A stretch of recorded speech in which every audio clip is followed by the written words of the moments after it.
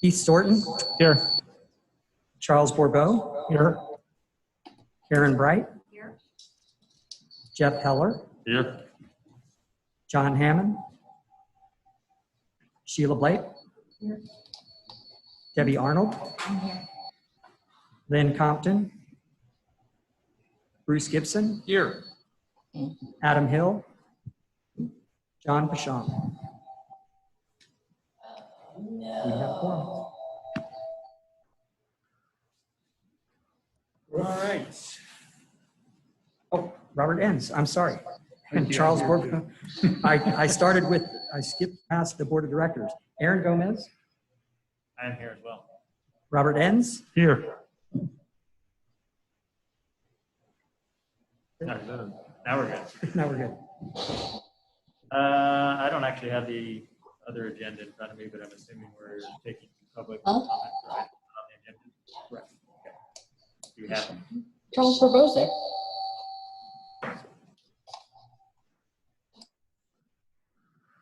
Does Patty have the public comment phone? I'm sorry. Barbara Asper Nelson is handling those from our office. And Barbara, can you hear us? Yes, I can hear you. Okay, and you're gonna pull up the public comment? Oh, yes, sorry. Items not, Okay, so at this time, anybody attending, you can raise your hand at the bottom of your screen, or if you're on the phone, you can hit #9.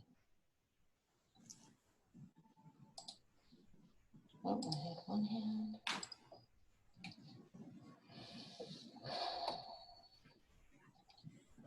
I thought I had a hand, but I don't see it. There we are.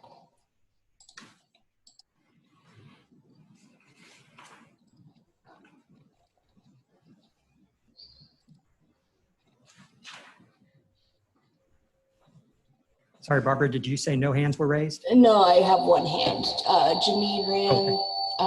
Just give me 1 minute. Okay.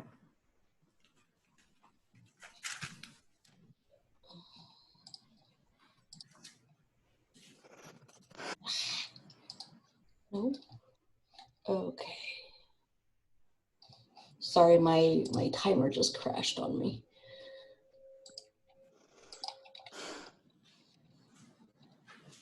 Minutes.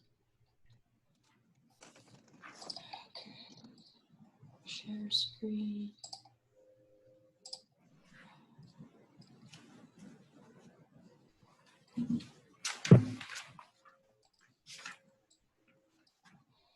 Okay, Janine, are you ready? Yes. Go ahead. Okay. Greetings, everybody. And I'm Janine Rands, and I live here in San Luis Obispo City. And I'm participating today because I am passionate about trash and recycling green waste. And I'm now aware that this consultant firm has been pulled in to help us strategize. So I'm thrilled that you're going to work on that today. And I know that the areas of waste management are real complicated and larger than most of us care to even want to be involved in. But it's what we see on the street side coming out of our houses that I've determined that the average citizen in my neighborhood, and I'm sure my neighborhood is complicit across the city and the county, that our residents, users, and taxpayers do not understand the bins and what goes in them. And they're like, I've seen on your websites, they're wish cycling. Just last night, I passed by bins that in the gray bin, and there's a food waste, a green bin right next to it. All their food waste is in the gray bin. So I'm asking today for better educational components, better compliance of our existing ordinances, IWMA transparency. I had difficulty finding documents for today outside of the JPA and the strategy management that's on the website. I could not find today's document from the consultants. So I had a friend sleuth that out for me today. But we also, in the county, desire a clean and protected environment, not just for ourselves, but for our future generations. And this board is obligated to help us do that. So having been involved in the most recent efforts of the polystyrene ordinance, of course, I'm very disappointed to know that your board postponed that.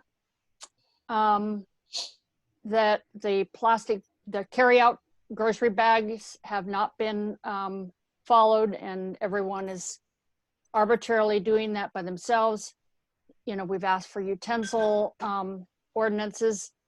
And of course, then I encourage you wholeheartedly to support our state efforts of AB 1080 and SB 54 that's coming up in this fall's legislation. So I'm planning to be here the whole time, and thank you so much. Thank you, Janine. Do we have any other hands raised?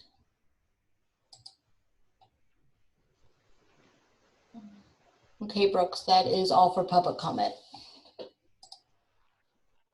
Thank you. All right. So that brings us back to what we're here to do, the board's strategic planning. Okay, and there would be public comment for items on the agenda. Okay. Public comment for items on the agenda.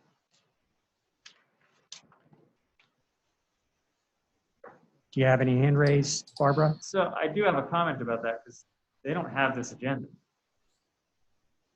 This was the agenda that I believe was sent out. It's. This wasn't.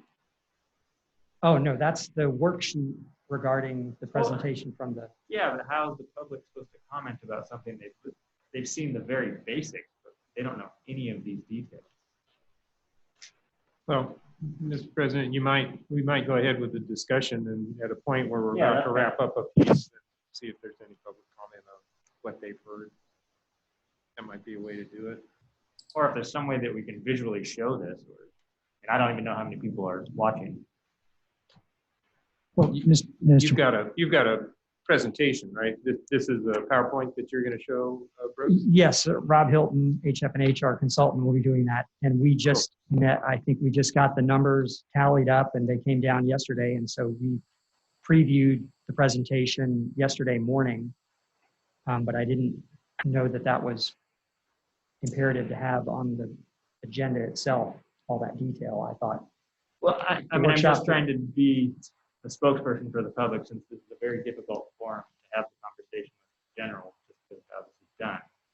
Having read the agenda that we did have, it's very vague, so to ask for public comment on the front side of that without any discussion about even what's really being presented. Mr. President, what I would suggest is that we see if anybody has any comment now based on what's on the printed and published agenda. But in our city, when we have a day-long strategic planning session, we allow public comment multiple times, not after every, not every 20 minutes or something, but, so if we have a presentation here and some discussion, and then maybe allow public comment. So it's just to see as we go along every 45 minutes or so if there's public comment on what's been discussed. Okay. I mean, at your discretion, since you're running the meeting. Is it possible, Mr. Chairman, to post this PowerPoint online right now? Great question. I have no idea. Because I agree with you. In Morro Bay, the system that we've got the PowerPoint presentations in the agenda. And there is a lot of detailed information. So, I don't know, can you get this posted right away? I don't know, Rob, can you email that or? You've got a thumb drive of it, so if there's somebody that's able to post it. Okay. I'll work on that.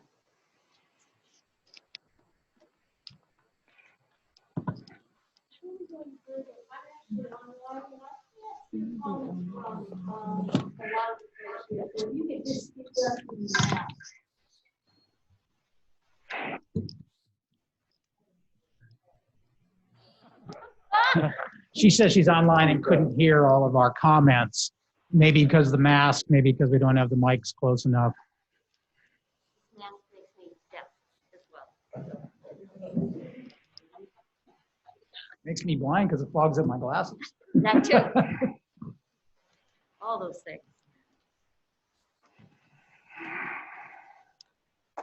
So while we're waiting to get that loaded, if there is public comment for anybody that has looked at the current agenda, let's see if that's open and then we can move on. Okay, so at this time, if you have public comment on items on the agenda, you may raise your hand, and I will call you in order. Looks like Janine Rands will be first. Give me 1 second, Janine.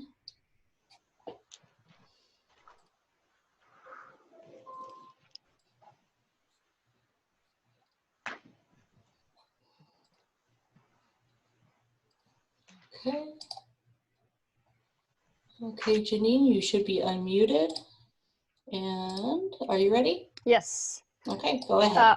I was one of the people looking for the agenda, and I do have 2 computers open, so I'm able to peruse an agenda. It would help me during this 4-hour period. Also, your chat button is disabled. So if we want to make a comment by chatting, that would be great if that could be made open. And I can hear you all very well, so the masks don't cause any problems here. Or post it on our website.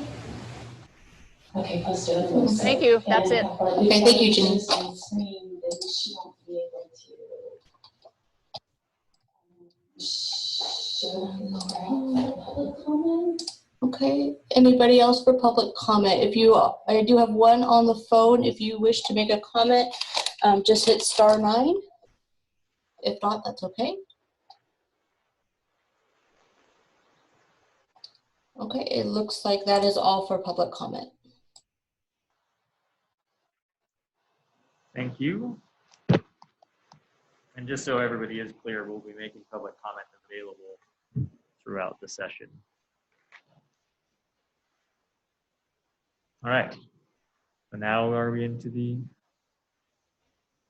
planning stage? Sure. All righty. Well, thank you all for being here today. We've got 4 full hours of content for you and 3.5 hours to do it in. So we're going to try and move quickly through some of this background stuff. We've provided you with some of the data. Can you go and hit the chart? So I'm not going to go into a lot of details. I do want to say in working to build the baseline understanding of what's going on in the system and the current performance of the system, it was unusually challenging to get the data, but we now have it. We know that the haulers can get it to us. We know a format that works for them and works for us. And so it's now something that is kind of set up to be able to trend this information over time now for you so that you can monitor performance around these things. But we wanted to make sure you had some good baseline data as we talk about different issues in the system to ground truth. You know, is that really what the data tells us is happening? So let me give you a quick overview of the day, and you do have a more detailed breakdown of our time together today. Some of the objectives that you all told me when I first met with you were your objectives for having this meeting. And I think the most common theme that I heard from all of you through the interviews and through the board meetings that I've been at is we need to get a clear common understanding of what it is that this agency does and what it doesn't do. And I was very impressed through the interviews. It seems like there is a very common understanding of that, except for maybe 1 or 2 items. And so I think that'll be the focus of today. And many of you told me during those interviews, we really all just need to get into a room and talk about that. There are these couple of things that aren't in sync, and we need to talk about them and work out what they are and what they aren't and what the limits of our scope is. So I think today is a great opportunity to do that. We're going to start with a little background information to set the sort of common understanding of how everything is working and what the history of the organization and the issues facing the organization are. And then we're going to transition, hopefully right around 2 o'clock, into working on that mission. And we're going to do that first, because that's really been the thing, I think, on most of your minds is what is it that's the mission of this agency? What's the expanse of that? What's the limit of that? And so I want to dive into that first. Then we'll talk about the values. Once you know what you're doing, you can try and understand what value set you apply to those activities, to that mission. And then I'm hoping we're going to have time to really get into your vision for the organization going forward. We'll start to get some unifying themes around the vision, but we'll be bringing this back to you at your next board meeting to really hone all of this down. I don't think we'll get 100% done today. We'll need to kind of take your feedback and work on it and bring it back to you to confirm some things. So that's our big picture agenda for the day. Let me launch into the presentation, and I believe that this is visible to the folks over Zoom. All right.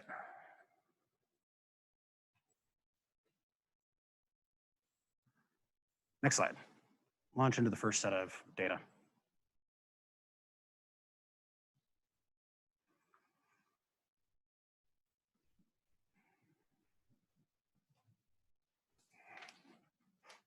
I usually have a clicker. So some information here on housing mix. This probably is not super surprising to many of you, but one of the things that I identified in this is economies of scale are important for all of you. None of you have a big enough community to really drive economies of scale in and of yourself.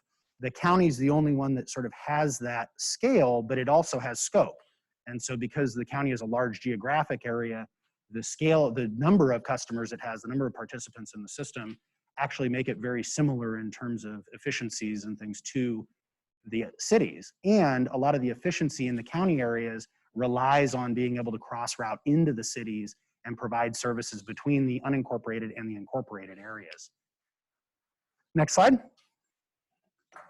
I say something? Yes. Grover Beach didn't seem to make that list. It didn't. I am sorry. That may be that we didn't get the account data from your hauler. You think? Oh, from the hauler. That may be. The waste characterization information. This is using CalRecycle's waste characterization studies that they do throughout the state applied to your information, your population, your business mix in San Luis Obispo County. And the thing that's interesting in this is 26% of the material going to the landfill right now is not something you can recover in your programs. There are things that require upstream solutions to prevent the waste from happening in the first place, because those particular commodities are not recoverable through existing systems that we have. So 74% of what goes to the landfill today, you have programs and mechanisms today that you could recover that material. The other 26%, you got to work on new strategies. Next. This gives you some information on what landfills are receiving your material. No big surprises here. It's mostly in county and a little bit of stuff making its way into the Central Valley. Next slide. Oop. One back. This shows your residential tonnage by material type, by program for each community, where the combination of the blue line and the green line are greater than the black line. That means you have better than a 50% recovery rate. We did this math for you on the next slide.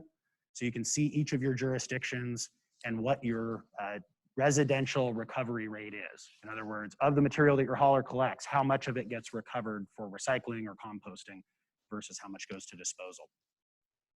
So these numbers are sort of mid-pack for the state of California. Nothing super outstanding either direction in this. This is fairly common for residential. Next. These are your commercial programs, and you can see there's a lot more disposal and a lot less recovery in the commercial and multifamily programs. This is going to be a focus area for you upcoming. Next slide. And you can see in some of your agencies, you have a 0% recovery rate in the commercial and multifamily sector. Your haulers are telling us they're not recovering anything from those customers. Other communities, the county, Paso, San Luis, have some pretty expansive programs, good participation, but not a lot of material getting in. So you're seeing these things in the teens and 20s in terms of diversion rate, as opposed to your residential that's in the 40s and 50s and 60s. So these, again, are going to be focused programs for you going forward. Little rate comparison for you. I know it's always interesting to look at how do your rates stack up versus your neighbors and other people in the county. So here it is. Next slide. And this tells you of the customers in your residential system, what size containers do they subscribe to? Are you a community like Morro Bay has the most 20 and 30 gallon container service? In other words, people have really downsized their garbage service. They seem to be participating more in recycling. So you can see how that sort of stratifies for each community and what the rate incentives have done to motivate behavior. Next. And then this is commercial and multifamily recycling participation by community. And what you see here is that there's a fair bit of recycling participation. People signed up, they have a container, but if you look back at that tonnage data, it doesn't look like there's great utilization of those containers. We're not getting a lot of participation or active participation. And then the next slide shows you with organics, which is a much newer program, has good saturation in a couple of the communities, but definitely more work to do around that organics implementation for commercial and multifamily. So that's the background on data. We've talked a lot about SB 1383 and the drivers there. I also want to remind you there are a number of other things that the IWMA is responsible for managing from a regulatory perspective, going all the way back to AB 888 on HHW. You guys have a very active program on HHW. It's one of the things that you're known around the state for doing very well. AB 939 obviously was the genesis of this agency and the reason that you came together. And then subsequent laws adding mandatory recycling, setting higher goals for recycling rates statewide, and ultimately SB 1383 that we've been talking a lot about. So you've seen this before, SB 1383 implementation timeline. This hasn't changed. We're still looking at January 1, 2022 for program effectiveness and January 1, 2024 for enforcement. It requires you to adopt a number of ordinances and policies in each community that mandate recycling, mandate participation in food recovery systems, have a bunch of reporting and record keeping, deal with construction and demolition recycling, deal with water efficient landscapes. So there's a number of ordinances and policies that you'll each need to adopt. You'll have to have collection and processing. Oh, there you go. See, Morgan even gave us a list of them. Long list of things that each of you will need to adopt. As we've looked, many of you are missing big chunks of this, and none of you have all of the pieces of the puzzle yet. So it's a local ordinance that each of your cities and the county would need to adopt. You'll have to have collection and processing. The good news is for most of the county, that's in place. There's an expansion that needs to be done to make sure that every generator, single family, multifamily, commercial, has food scraps recycling available to them, but you guys are well on the way. In addition, you need to add some monitoring of that participation in working with your hauler and your recycling coordinators in your communities. On, back. Edible food recovery, you need to make sure that you've got systems in place and education in place to tell people how to donate edible food that is available for human consumption, and maintain a bunch of records and do a bunch of reporting on that. Each of your agencies has purchasing quotas, a specified amount of compost, mulch, renewable natural gas, or electricity generated from organic waste products in California that you have to purchase. You may need some way of coordinating and aggregating that activity because your agencies will have a very hard time using all of the stuff that you're being required to purchase. And then lastly, monitoring and enforcement. By 2024, there is an expectation of the state that those ordinances that you pass become enforceable with monetary penalties in them. And that is an activity that can only be performed by a public agency. You can't delegate it to your hauler. You can't delegate it to a private code enforcement firm. It has to be performed by a public agency. The state has built the system around a lot of notice in order to correct, notice of violation, warning. They've built a long system in there before they write the first citation. So the goal is there's not a lot of citations, but it also means there's a fair bit of administration up to the point of getting people into the system. And so that enforcement results in a significant labor requirement following up on these things over time. And then you need to implement record keeping and reporting systems. You are a regional agency under the state law. You are responsible for reporting as an agency for all of the member agencies. They look at your programs as a single program. And so despite the fact that there are differences among the communities, you report as a group. And so aggregating all of that data and being able to report to the state within 10 business days of their request for any of this information is going to be a critical element, and again, won't require a huge amount of labor, but it's important that there are good systems and processes in place to do that. We'll talk a little bit later on what can and can't be delegated. Ultimately, jurisdictions are responsible. As a regional agency, the regional agency is responsible for any fines or penalties. If a jurisdiction is on its own, isn't part of a regional agency, they are individually responsible for the fines and penalties and for all of the compliance requirements. There are certain things that you can delegate. You can delegate education, you can delegate route monitoring, you can delegate all the collection and processing programs, but there are a number of things you can't delegate, like enforcement. That has to be done by a public entity.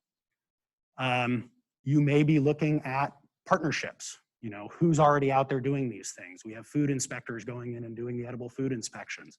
Maybe that makes sense for them to be doing the food donation program. So there are some things like that in the strategic plan that we're going to present to you as options of how you deal with this. But the point here is ultimately, as a regional agency, you are responsible for how this gets implemented in each of the member agencies.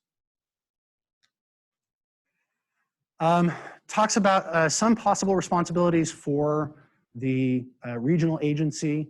One of the things that you guys identified to us was the regional agency ought to be this technical resource and be able to support each of the cities as they navigate the implementation of these things and negotiating franchise agreements and rate adjustments and ordinance changes.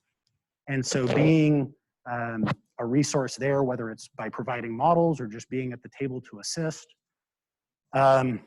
Planning and managing these new programs, centralizing the management once the franchise agreements are putting the programs in place and the systems in place, potentially having the JPA oversee those things to make sure there's a coordinated approach.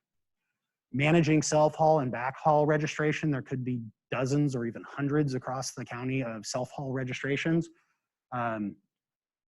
Having those folks are required to report to you. You have to know who they are, all of those things. That's a role that you could perform. The product procurement requirements, as I said, each of your agencies is going to have to buy a certain amount of this stuff and use a certain amount of this stuff. The JPA can be a technical resource for how that works and may even be able to find ways of routing that material so your agencies don't have to take possession. The annual 1383 monitoring activities, the desktop compliance, the lid flipping, the waste characterization studies, the education and outreach to the edible food inspectors, all of that stuff are things that could be done much more efficiently at a regional level rather than repeating it out at each agency. It really is a multiplier effect when you do that. And then managing, as I said, all of that record keeping and reporting requirement. Patty's managing all of the AB 939 reporting requirements currently, but it adds 8 to 10 new reports under SB 1383 that need to be prepared each year, and a living document called the implementation plan that they can come and review within 10 days of their request. And it has to be queued up, managed well, ready all the time. Next slide. So we looked at, that one's gonna be a lot better for us. We looked at what it would cost and how many people you would need to do this in two different models. One, centralizing everything through the regional agency and having the JPA perform all of the SB 1383 functions except for the collection and processing that your franchise haulers do. And then a member agency model where we said, okay, pretend the JPA doesn't exist and each of you needed to do this on your own. And what it works out to is that we save 4 to 5 employees by doing it in a regional approach, and we save about $500,000 a year by doing it in a regional approach. So in a time where we're really concerned about municipal budgets and pension liabilities and things like that, there are some very clear benefits from doing it in this more consolidated manner. So that's the background information that we gathered from you and from your haulers and synthesized. I wanna now, if I could, orient you up to the chart at the front of the room where we're gonna spend most of the rest of the day. So the architecture of this, the framework of this chart, is that all of this stuff down here represents your history, the context for your organization, your organizational structure, what has happened? What is the context for what we're talking about as we look up at what's our mission, what are our values, what's our vision? It's important to understand the context that's set for that. So through the interviews we had with you and through working with Brooks and Patty, we've tried to pre-populate this so that we didn't spend 2 hours on that exercise today, but I want to walk you through some of the key pieces of your background context that drive how we think about these things. So you were born out of AB 939.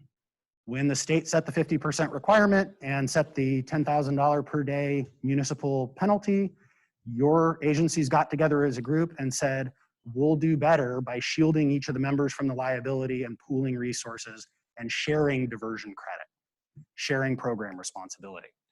So that's how you started. And you coordinated around what new programs would be implemented with the haulers, recycling programs, green waste programs. Standard school education got born very early for you guys, and you really blossomed that. That's the thing that I think most people know you for. You're touching 30,000 students a year in that program, and then they're touching their parents and cousins and things like that.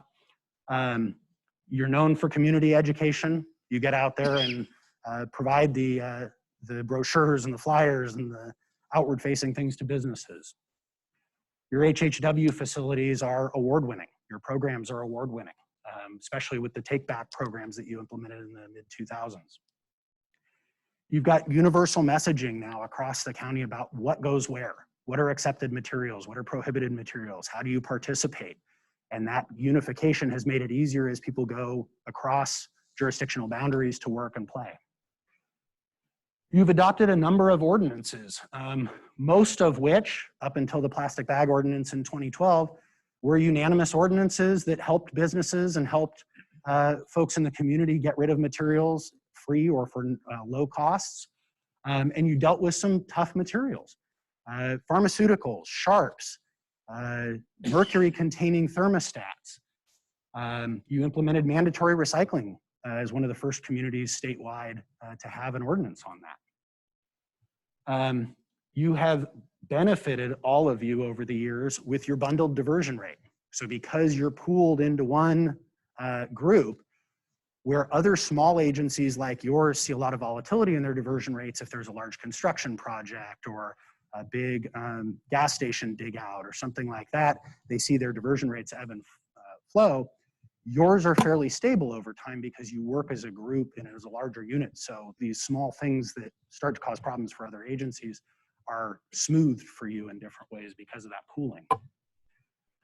Another thing you guys are known for is your grant funding. You've supported a number of good projects over the years that support waste reduction and recycling. So that's an important history to start from. It's also important to understand the environment we're working in now. You've been working since that time with no real strategic direction. There's never been a mission, there's never been a vision statement. It's been very practical and very operational. And so you all identified the need to do this, right? You've got the DA investigation going on. You've got the financial audits going on. The county's talking about potentially withdrawing. You've got the impact of COVID on your budgets and on your communities and on your businesses in your communities that has really changed things. As we look at your hauler agreements, we find that they're, even the ones that have gotten signed in the last couple of years, 20-plus-year-old agreements in terms of what they contain and the sophistication of the industry that they reflect. So there's going to be some significant upgrading that's going to be needed in your relationships with your haulers over the next little bit. That leads us into some of these critical issues going forward. You know, can we continue to provide the economies of scale that the agency was built around? Is that still possible as we implement 1383? How do we engage with industry? We heard from some of you, we need to be regulating industry more closely. Things have been a little bit too fast and loose. We heard from others of you, we need to be more supportive of industry, more business friendly. What does that look like? I think engagement with industry is going to be critical because one of your keys, you have a staff of 3. you need to leverage public-private partnerships. You aren't going to be able to do these things alone as an agency. You need your haulers, you need your processors and your recyclers. So how you engage with industry is going to be really critical. How you go about enforcing SB 1383 is going to be critical. It's one of the most tough political issues in the regulation, is the fact that you have to go out and enforce against businesses and residents. That has its own administrative issues, political issues, scope of control issues that people are going to be very interested in how you deal with. You've been hearing a lot from the public.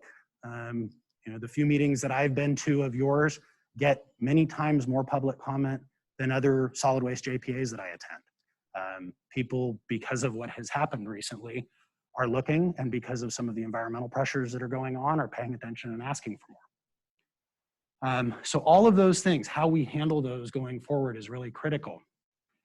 And we've got a bunch of challenges ahead of us. The industry is getting a lot more complex. It's not just put stuff in a garbage can, have them collect it and take it to the landfill anymore. There's sophistication in the separation of materials. There are certain materials we don't want in any of those containers. We want them to go to a hazardous waste facility, or we want them avoided from purchase in the first place or reused.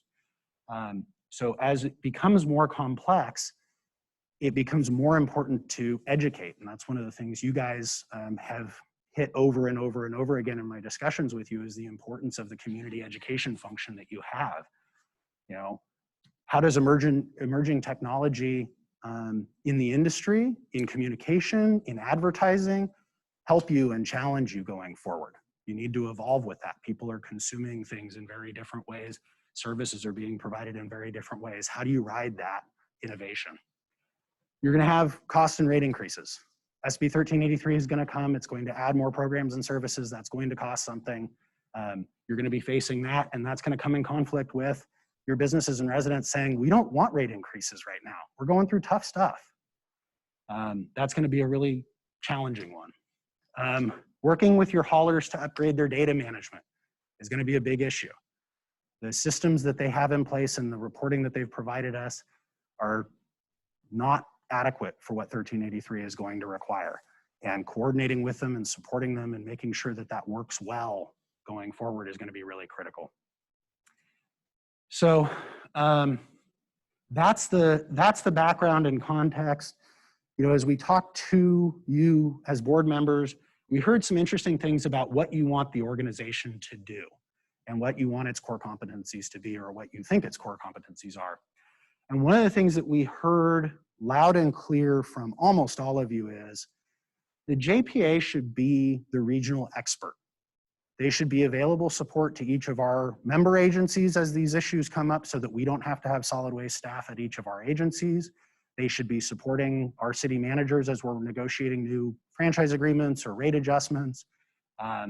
As we're implementing new programs, this should be the group that sort of makes sure that there's a common thread about how they get operated and how they get messaged. And then again, leveraging the public-private partnerships. We heard from almost all of you the critical nature of taking the small staff that you have and leveraging it against the other resources that are available from the industry locally. So I don't know how I did it, but I managed to get us back on track with our 1:50 break. Mr. President, is this a good time to take a break for the group, or would you like to open it up for public comment?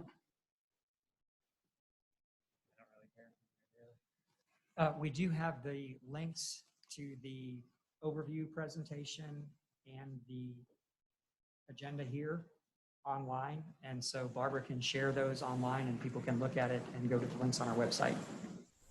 So once those are up, maybe we should take a break and then have public comment. I was going to suggest so that if any of us have questions, now would be a good time to ask before we forget those questions during the break. Questions on his presentation. Sure. You mentioned during the 1383 presentation about new ordinances being required.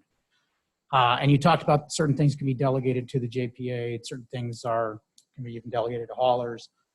But when you talk about ordinances, are those required to be individual city ordinances and a county ordinance? Or are those ordinances that can be adopted by the IWMA as a regional entity? I believe in your case, they could be adopted by the IWMA because of the way that your powers sit, that they go within the county and into the cities. They're applicable, so I don't think you each need to separately do it. The one thing that you may need to do separately has to do with the model water efficient landscaping ordinance that the state wants each agency to have. And that's something that happens at your building counter rather than at the JPA. So that's one thing that each agency may have to do if you haven't done it yet.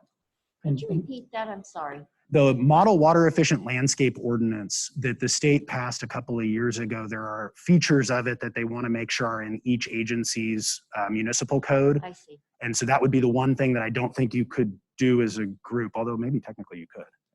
But some of those ordinances levy requirements on businesses and individuals. Yes, is that sir. right? Yep. As well as on haulers, I assume. And stuff Correct. like It regulates your franchise haulers, self haulers, single family residents, multifamily property owners, businesses, business property owners. Yeah. that. And to the extent they're required by state law, how much discretion is there in those anyway? A little bit. It's very small amount. It allows you to go beyond, there are exceedance opportunities, but there are minimum standards in 1383 of what you have to adopt. And so the question will be, do you want to go beyond that for some reason? All right, thank you. Mm-hmm. Yes, sir. Thank you. One of the things you mentioned, and I've not had individual conversations with anybody in this room, was the county having a possible interest in withdrawing from the other unit. And certainly that's kind of the elephant in the room as we move forward and decide what we're going to do with the strategic plan. So I don't know when we broach that topic and have that discussion, because I don't have any details on that and what that means to my city. Yeah. You know, the goal today is not to debate or negotiate the county staying or leaving. I think it's fair to have a quick status update on where that sits and what the requests that the supervisors have made of their staff is. But my sense is the outcome of this process might strongly affect whether they stay or go. In talking with each of the supervisors, I've gotten a sense that there is a path to staying in with certain parameters. And so I think the discussion about mission and values is an opportunity to figure out, is there a way of organizing this so that they are more comfortable staying? And if it's organized to make them more comfortable staying, is that something that's comfortable for the rest of you? So those are the things that I'm really looking forward in the discussion we'll have right after the break. That's what's the mission of the organization? What's the limit of that? What's the expanse of that? I mean, that creates so many confusing scenarios for me, because now we have two of those members that aren't even here. And now you're acting as an individual, creating a pathway that they may or may not stay in without us knowing what the ramifications of that are. That seems really sticky to me. It is. And I'm very confused as to how that would work when it comes down to these mandates by the state. So then if the county were to opt out, then they would have their own staff that would then follow the mandates, and then the cities would then follow along with the IWMA. Is that how that would work? You would each need to choose how that would work. If the county left and it was just the county that left, there would be certain economies of scale and certain value. If the county and Paso and Atascadero left, it would be a different dynamic. And whether it would make sense to continue as a JPA might be influenced by the loss of that scale. But yes, generally, if the county were to pull out of the JPA and reassume all of the solid waste powers itself, it would need through its own staff to be in compliance with the requirements of the law. It would also require sort of redoing some of the things with the state around how diversion gets calculated and redoing base years and things like that. Is there general knowledge as to why the county would be wanting to pull out of the JPA? Do we all know this, or am I the only one? We have a couple of supervisors in the room. I don't want to speak for them. Yeah, I'm happy to comment on it. It's a threat by 3 supervisors who are unhappy with ordinances passed by this agency.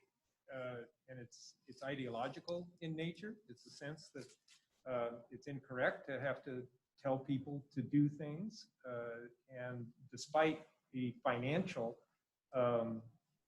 consequences of that, as you saw, a doubling of the cost for getting these things done, I am told, I have not heard this directly, but I'm told that 3 supervisors on our board have decided that if the nature of the IWMA is not to their ideological liking, they'll take the county out and deal with the consequences. And yet 2 of them aren't here. 3 of them. We're not here, she said. Well, 2 of the we're ones not that here made the threat are not for here. this. 3 supervisors are not here, correct. Well, right, but okay. Could I point out something there? If the county goes out, special districts will go out with them. That's 24 special districts. All of the unincorporated communities in the county will also go with them. Why is that? We have no choice. They're part of We're the a part of the unincorporated county. county. The All unincorporated unincorporated. communities are part of the county. They're governed by the county. So does that put us in a position of creating our own business, our own trash hauling business? Well, you're a city, so Can I jump in just really quick? It doesn't put you in a position where you need to create your own trash business. All the 7 cities can remain if they choose, right? So, and you still have your hauling contract with your city. If the county leaves, your city still has a contract intact. So, no worries there. Well, that's small comfort for anybody else. Well, the county pulling out does not mean the cities pull out. They can have their own separate JPA. Yeah, okay, but I worry about the entire entity here. We can't- Oh, yeah. Just one That is so last thing disturbing. Really quick, and I think this is a super, super important thing. It's already not been. Is it's not just the ordinance here that the counties and the unincorporated area. Yeah, when she's done. I live in Los Osos, for example. You now, or if I live in Los Osos, would not be able to go to one of the HHW facilities in the county. Because I live in the unincorporated area. Or of the county. So you have a lot of people who will be excluded from HHW. We scan their driver's license, we'll have to turn people away. So it's not just the issue of the ordinances. It's deeper than that. You know, there's some awesome programs in this county that some people will be excluded and we won't be able to message to them so that they can understand why they're not allowed to do it. Ms. Arnold? Yes, I'll be happy to speak up because I made the motion to have a discussion. And I don't know, Robert, what you're saying is, I always feel like it's something talking this, but I'll put it back on. What you're saying is CSDs, which are governments in and of themselves. I don't believe, and this could be a question here, or we would have this presented to us in the fall when we'll agendize this question of whether or not we proceed in the JPA. But I believe that any CSD or any other standalone government can belong to an IWMA or JPA if they want to. We would be talking about county, the county as a government, and you would be separate from that. So that would be a good question to ask. But I believe as a government, you would be able to join a JPA as a CSD and your customers. But we already had Wade Horton, our CAO, come in after the problems that we had with the money and all that sort of thing. And he came to this board and said, we're thinking about having a discussion of bringing what would be the IWMA under the umbrella of the county so that there could be better oversight. So we wouldn't have happen and we wouldn't be in a DA investigation, etc. And this board said, nope, we're going to carry on the way we are. And by saying the way we are, I think that from what I can see, and we're asking for a full discussion by the Board of Supervisors. I disagree with Supervisor Gibson that much of what he said wasn't my motivation for asking for a discussion about our continuance in the IWMA, and I did make the motion. When the IWMA and the JPA was originally created, you mentioned a lot of the reasons, a lot of the benefits, a lot of the collaboration and so forth and so on. But I will say that legislating by this board has been controversial. Almost a little shy of half the population lives in unincorporated areas. So we represent as a board of supervisors 47 or something. The census will come in new and maybe it'll be a little different, but let's call it 45. Let's call 45% of the population in the county. When 3 supervisors, in other words, when we do things as a county to policy over the unincorporated areas, it's a majority of our board of supervisors. When you all are legislating things from this board, and it's been questionable and controversial, even our last temporary executive officer wasn't convinced that this JPA was really designed to legislate, designed to do a lot of things, but legislating is still controversial. We've already had that looked at by legal professionals, so calling that into question. Okay, I'm not here to argue. If you want to No, know I'm why I made the motion, You just otherwise made a comment we're that gonna- isn't true, so I just wanted said to point that some out. people disagree. So I don't know. Legal professionals often disagree as well. But I'll leave as that out of it, Aaron. We had And if you that let me, called in front of this the is public to why do that. I'm concerned about our participation in this body. I will finish by saying that I represent my constituents in the unincorporated areas, and some of the legislation that happens by this board continuing to legislate, that creates controversy amongst some of the constituencies of the county. We're going to have a discussion. I hope we're going to, we gave staff direction to agendize one in the fall. And I'll stop so that you can continue. Thank you. I appreciate the context. All right, what's the will of the group? I had programmed a 10-minute break from 1:50 to 2 in hopes of getting people up and moving around and things a little bit. Do you want to take that break for a quick 5 or 10 minutes, or do you want to plow on into mission? Does everybody want to take a break? I'm easy either way. With my apologies, I'm going to have to leave about 10 minutes after 3. So Plow on. All righty. So if you can go to my slide deck real quick and pull up, there was a slide right after that landing slide. So we want to develop a mission statement for the organization. Right after that thank you slide. Yep. There we go. So we want to develop a mission statement for the organization. And a mission statement tells the world what you do, how you do it, and why you do it, right? And depending on your philosophy about governance and leadership, you either start with why or you start with what. One of the things in traditional business-oriented strategic planning is you're typically looking at a particular time horizon for your mission or for your vision. And you're looking at what is it that we think we're doing in that time horizon. As a governmental agency, it's a little bit different. You have a permanent mission. As long as you exist, you are serving the public doing certain things, right? And it isn't a profit goal or anything like that that's driving you. It's a service goal typically, or a public protection goal. So we pulled up some examples of mission statements from other solid waste JPAs to give you a sense of how they wrestle with some of the issues in defining their scope. So at one end of the spectrum, you have the South Bayside Waste Management Authority in San Mateo County that has a zero waste goal, has solid waste powers, has enforcement powers for its member agencies, 12 of them.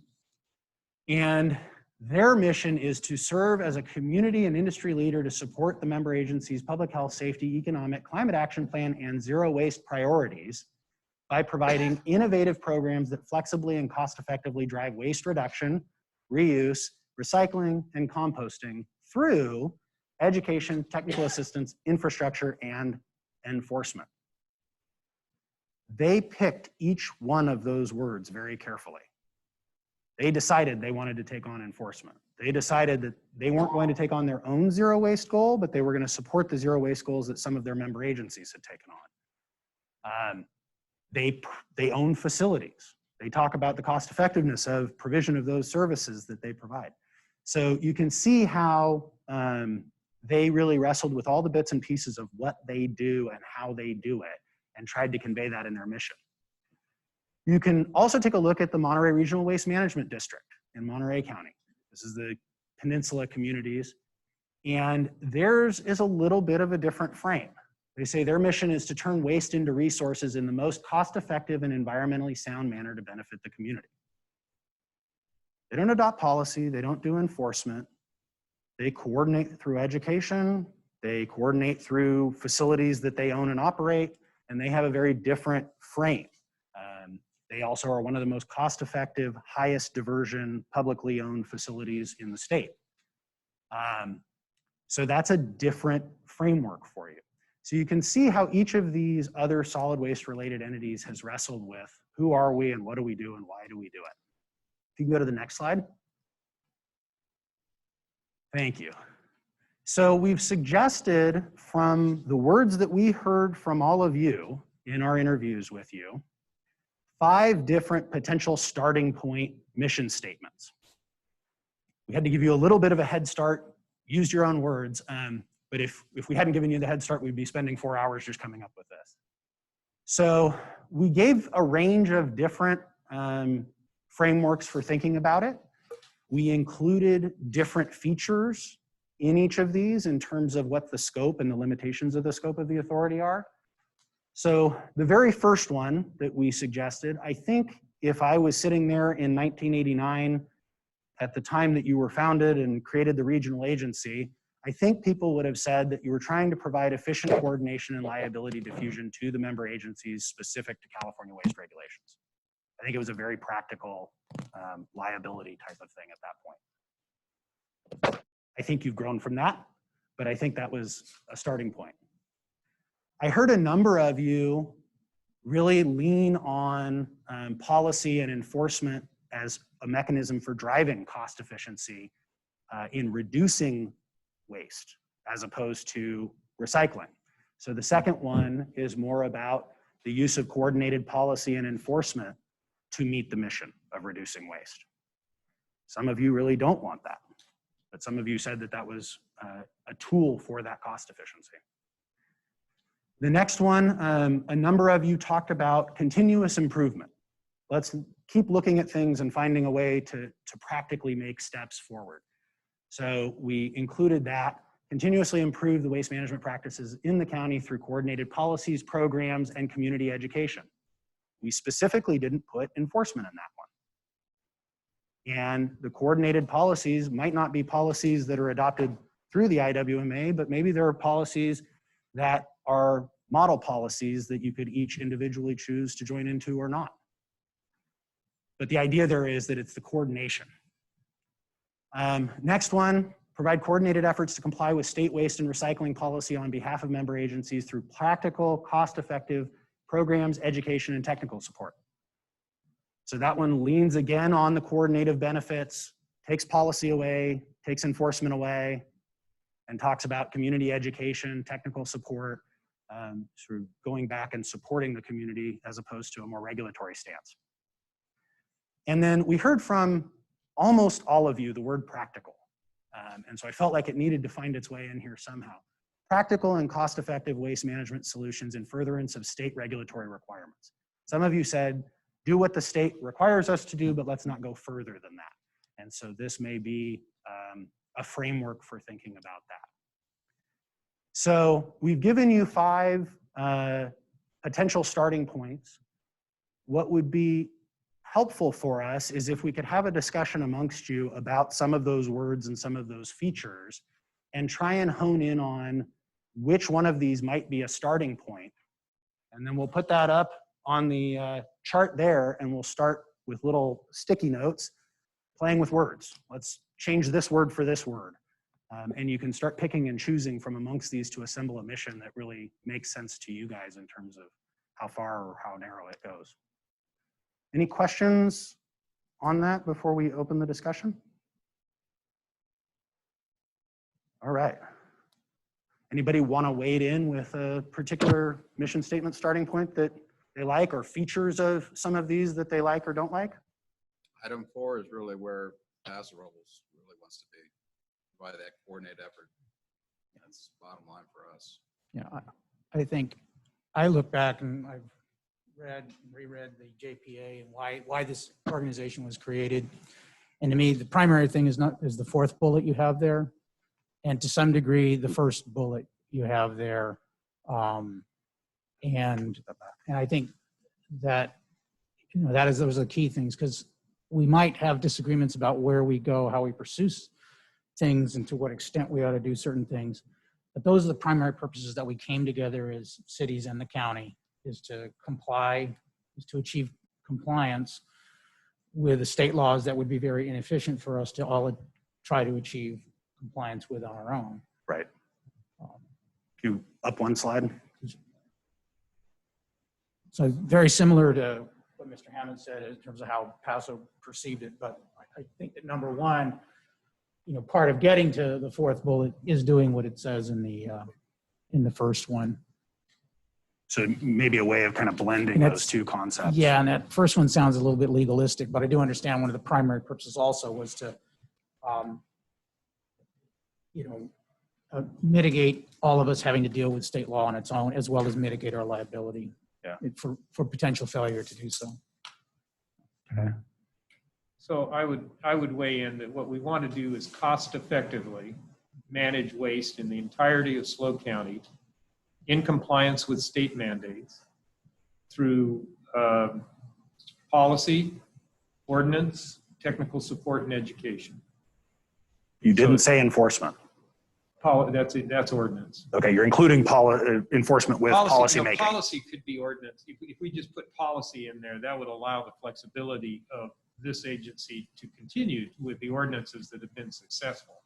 Okay. And that's key. That has benefit. There's, to me, the benefits, cost effectiveness comes from a regional approach to this. Our county is not so big that we should be doing this in anything less than a countywide approach. It would be nice to think we could educate our communities to a point of compliance with state mandates. But I think you look at the COVID pandemic and response to it, and you'll see that that's not always a feasible way in which to achieve public policy goals for a region. And so, yes, education, absolutely. It's been a hallmark of this agency. Mm-hmm. Technical support's been a hallmark of this agency. And cooperation with business community has been a hallmark of this agency. And from that comes policy, which has included ordinance. And that's done a fantastic job to date. And so I think we need to organize our vision around the goal of successful solid waste management, which we've been doing for 25 years or however long the JPA has been in place, and proceed. Policy on a less than countywide basis, including ordinance at a less than countywide basis, leads to, I think, inefficiencies not only in the governance of it, but also in the compliance side with whatever businesses and individuals have to do. So it sounds like a lot of the words that you used are resident in 4, but you added the policy overlay to that. We need to retain, however we want to phrase it. Policy, to me, when you say policy, that includes the ability to do ordinance. And there's no doubt we have the legal authority. Right. That's beyond dispute at this point. Some may want to raise that as a confusing red herring, but we have the authority to do it, and we should use it wisely. We should use it with as much consensus as we can. But solving public policy problems sometimes requires ordinance, and it's to the benefit of the entirety of the system to be able to do that. Okay. I have a comment, if I might. Mm-hmm, please. I just want to say, and I think this is where you're going to find disagreement amongst us. Maybe I'm the only one, but that what Supervisor Gibson just spoke about is something that I think there's complete disagreement about. I believe that structurally, when we look at why we came together and the liability diffusion, and then member agencies, practical, cost-effective programs, education, technical support, and efficiencies. That's all great. But what I see happening amongst my constituents, and I think some of the others in this room will agree with their constituents as well, the city jurisdictions or the county jurisdictions or the CSDs or particular different governments, if they are enacting or legislating and enforcing ordinances, then at least their constituents have a say. They've elected those people or in that jurisdiction. But this kind of a body, a JPA made up in this way, when you see controversial and not really it's not just everybody's accepting some of the legislation that's coming out of this body. In fact, it is controversial in a lot of places of the county. And as an elected official in the unincorporated area, people say, what's going on here? I elected you. I'm being so outnumbered on the particular makeup. The makeup works well, I think, of this body for the things that we see in bullet number 4, but not for legislating across the entire county. And it's going to create controversy, and it's going to continue to create controversy. I feel like my job is to speak up for my constituency, and if some of the cities want to ban or do or change, do it in your own city council and let the Board of Supervisors legislate or create policy through ordinances for the unincorporated areas. I think it should be done that way. So That's where we'll be disagreeing. I really appreciate the nuance of that clarification. One of the things I heard during the interviews was maybe we do policy to the extent that it's required by state law. Absolutely, we all have to follow. And then Exactly, yes. maybe enforcement happens at each of our agencies or with the permission of each of our agencies, and that might be a way of putting some guardrails up around these concerns. Exactly. I don't know if that works for others. It was suggested during the interview. Expand that, because what does that mean? The state law, we have diversion rates that are mandated. How we get to those diversion rates are not necessarily mandated when it comes to certain items like plastics. You actually don't anymore have any state law that mandates jurisdictional diversion rate. SB 1016 in 2008 eliminated that, and what it does is mandates that you perform programs and perform them at a good faith effort. 1383 furthers that and puts all these minimum program standards in around organics. So to the point of plastics, you have a goal statement to increase recycling and reduce disposal, but it isn't required through state law that you adopt a single-use ban or a polystyrene ban or something like that.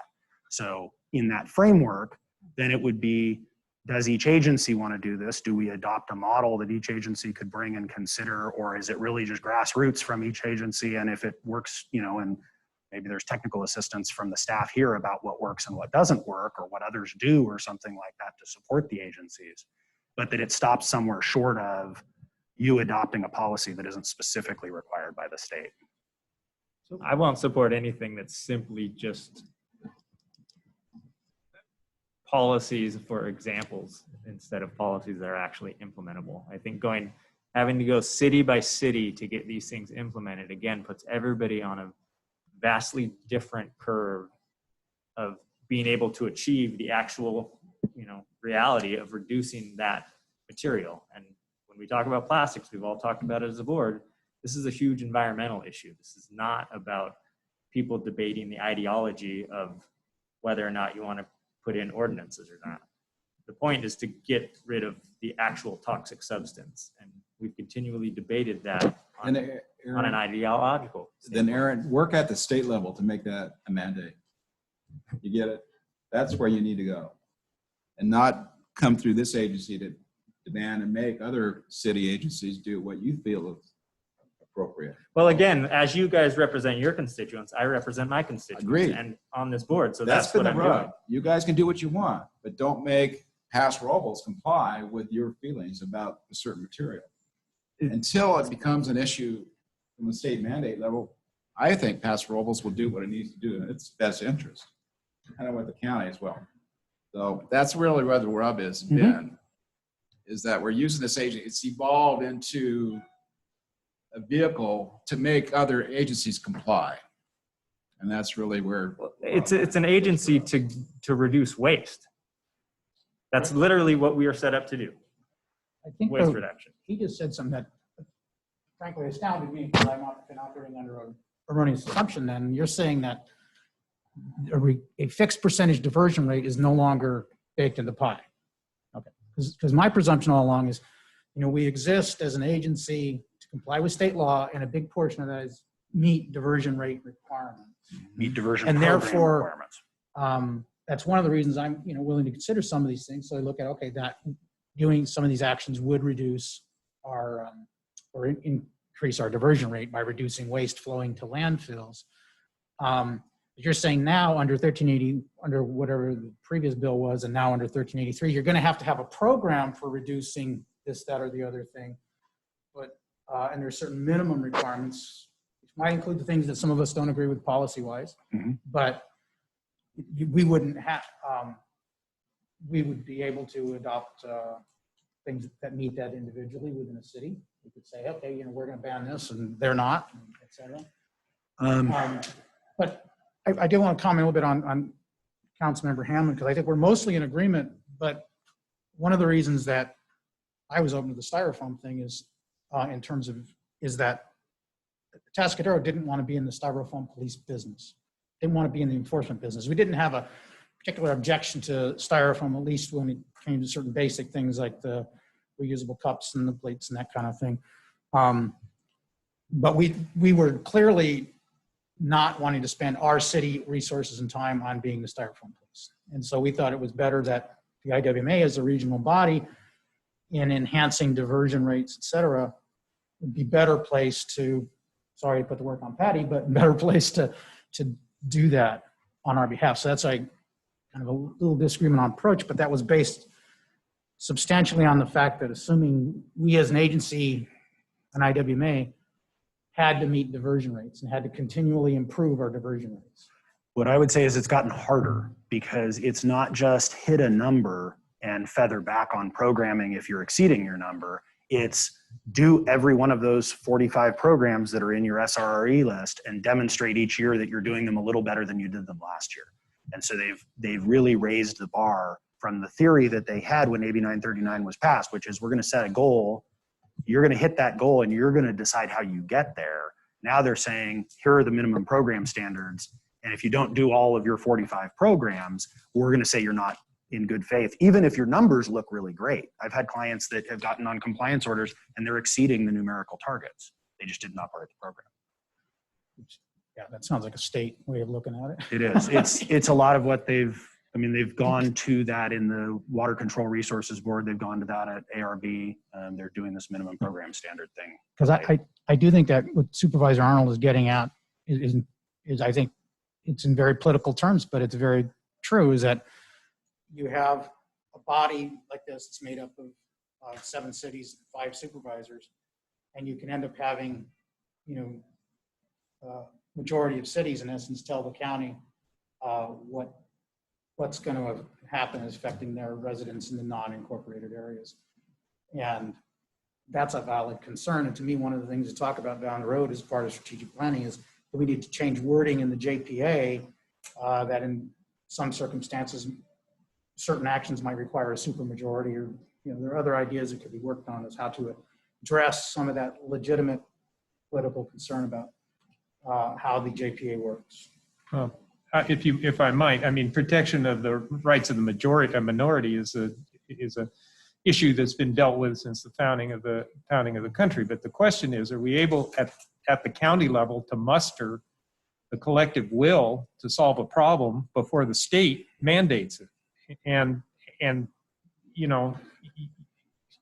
I guess we could wait around for the state to tell us what to do. But I would like to think that we are smarter and more community-minded and more capable of exercising leadership than to wait for Sacramento to tell us to do what we know is right. For instance, getting rid of expanded polystyrene.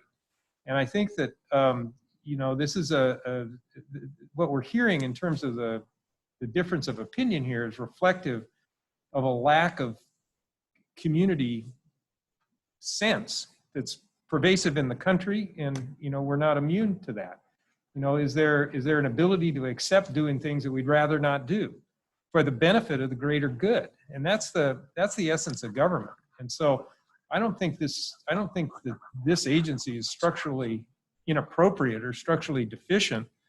We've got elected officials here, and you're appointed by your cities. I sit representing 52 or 54,000 people to do what needs to be done. And it's very much like the mask wearing thing. This has become politicized. I don't want to wear a mask because it's a matter of personal freedom. I want to use expanded polystyrene because it's a matter of personal freedom. Well, there are consequences to those kinds of choices that we need to reconcile. And so rather than, I'm trying to put aside the ideological component of the discussion on this and get to the practical matter, which this agency has done a very good job with over the years. Through education. And ordinance. Exactly. That's point, Bruce, that through education and telling providers of styrofoam that it's not the best thing to use, start working for something else. Right. It's already happening. Right. That's good. That's what we were here for, in my opinion, on number 4, to educate. But take batteries. But not the demand through ordinance and policy that you will do this. Well, except we have gotten it through ordinance as well. It's not one or other. Yeah, let me just offer you the example. We knew that batteries shouldn't be going into landfills. In fact, they were banned from landfills, and we passed an ordinance. We educated the retailers that have to take them back. We were successful, as I think we will continue to be find a funding source that, at least in a transition, made it no cost to them. And we've widely established through ordinance the recycling of batteries, the return of sharps, the mercury thermostats, the latex paint, all of these things. Now, we hit the plastic bag ordinance, and we got into a discussion that was pure ideology, because in fact, in other places, single-use plastic bags have been banned, and the world didn't come to an end. And remember how we did that ordinance, John, whether one voted for it, against it. It is the nature of our democratic system that the minority should reasonably accept the will of the majority if the process has been good. And in that plastic bag ban ordinance, I think the process was good. And we gave an adequate time of transition. And I would submit that a year into it or 2 years into it, we had 0 complaints about it. So things get harder as our community sense splinters more. But I think the basic structure of this organization is not only good, but it's really important. And especially in these times when we're going to have horrible budget situations, it's necessary for us to stand up and say we're doing good governance on this matter. So could we work out the way in which this works better? Maybe. But our ability, and Charles pointed out, Tascadero doesn't want to enforce on styrene.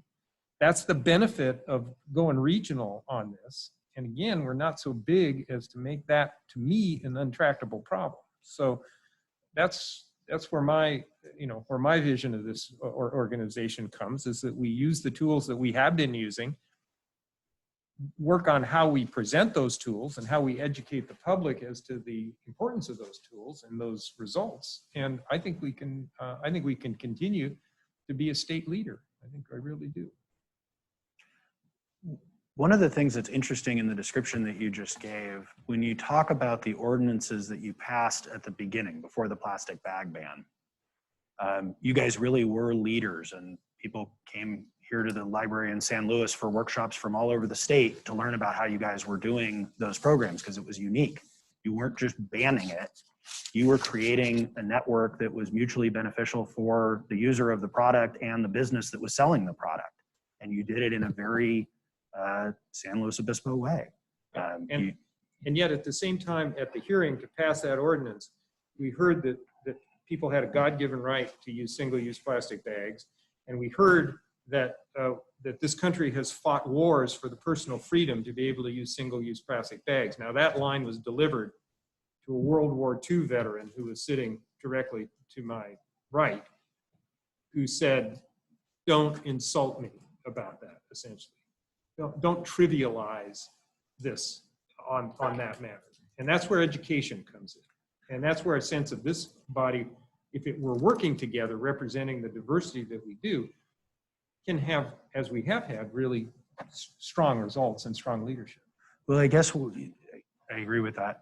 Where I was going was, is there something from those early ordinances that I think there was widespread support about in the way that it was done that informs the values of the organization or informs the mission of the organization to reconcile this issue going forward? Is there some limit on the policy? Is there some way in which we do the policy work that allows folks to get comfortable staying together? And I appreciate that, there's this dynamic of, are we going to legislate amongst those that want to stay, or are we going to be able to have this broader coordinated benefit, but maybe not the same impact through policy? I mean, that sounds like the tension that is set up here. Is it going to be the larger group with a smaller scope, or a smaller group with a broader scope? Based on all of my experience in this field, we can't educate our way out of the problems that have been created. So there has to be a policy component to it. And I haven't heard all I've heard from those that are opposed to that is they don't want the ability to write ordinances anymore, unless it's directly related to state. That there's no wiggle room there. I can speak a little more to that. I'm not opposed to any one of our agencies creating ordinances. Well, they can do that already. Aaron, that's the problem we're having is I didn't interrupt you, so let me finish.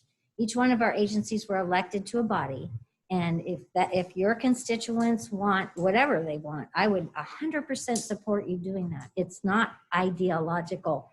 It is the fact that I represent a group of citizens that sometimes feel disenfranchised because there's a body that they're really not all that familiar with that's meeting, and all of a sudden they find themselves legislated, and then it kind of comes out of nowhere. And I know we try really hard to educate people the fact that the IWMA is here and what we do and so forth and so on.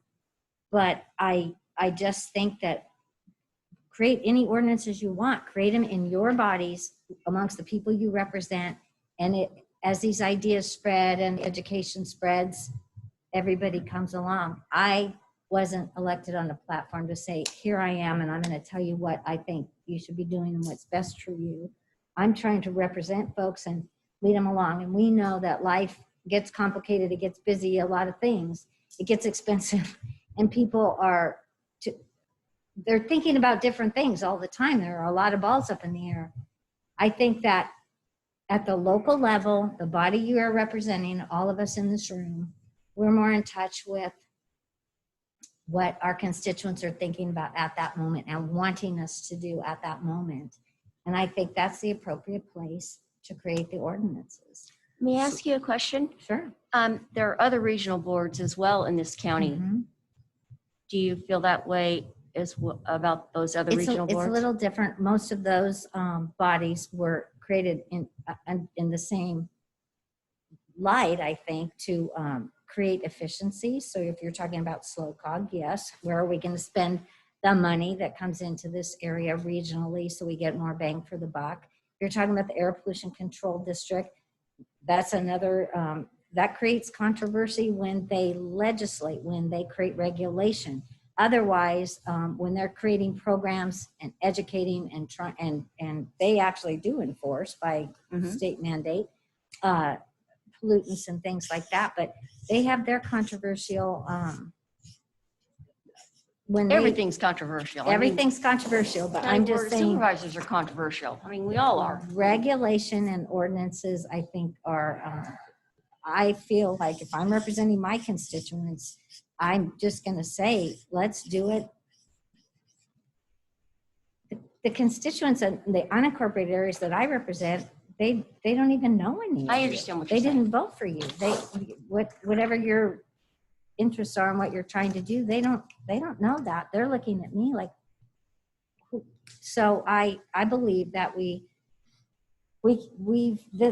I think I've said everything. That we should be, as an agency, we should be, if we're going to legislate and regulate and enforce, that can be done agency by agency to better represent our constituency. Could I just offer, by way of example, the Alameda County Waste Management Authority, which was created by a voter initiative in Alameda County, overall 16 cities and 2 special districts, was dealing with exactly this issue back in 2008 to 2010. They were implementing their mandatory recycling ordinance. And Oakland, because of its scale and urban nature, and then some of the conservative East County communities said, we're not ready for mandatory recycling. We're not ready for mandatory organics. We need to figure out a way for this agency to adopt this policy, this ordinance, to allow that agency to enforce it, but to have each agency opt in at the appropriate time. Ultimately, they ended up with an opt-out system, not an opt-in system, but 3 cities, 1 special district opted out for the first 2 years of the program. Ultimately, Oakland came on board once it got its new franchise and things were programmed right. And the East County cities, the last one came on board last year. So it phased things over a longer period of time, but it gave this local control to each agency's city council or board of soups or board of directors to say, is this policy that's been adopted something I want to happen in my community? Is that, I realize it sub-optimizes for both perspectives, but is that something that would give you some greater comfort? I think it's what I'm talking about. You then have your elected officials or your communities making decisions rather than having the decisions made by a larger body of people that they did not elect. Does that obstruct your goal too much, Aaron? I think there's this convoluted conversation around us, this agency forcing people to do things that they don't want to do, but that's the whole point of regulation, no matter where it's coming down from. Even for a city, just because an individual is elected and they vote for something, even that majority, they don't represent every single person in that city. So you could use that same argument for those that are in the minority.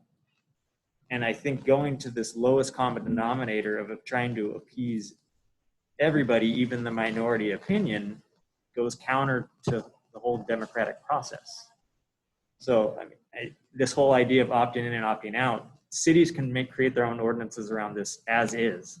It's not like they have to look to this agency to do it. That's my point. But we are a waste management authority. To achieve certain goals, we have also have our own understanding that we can use ordinances to get to those end goals.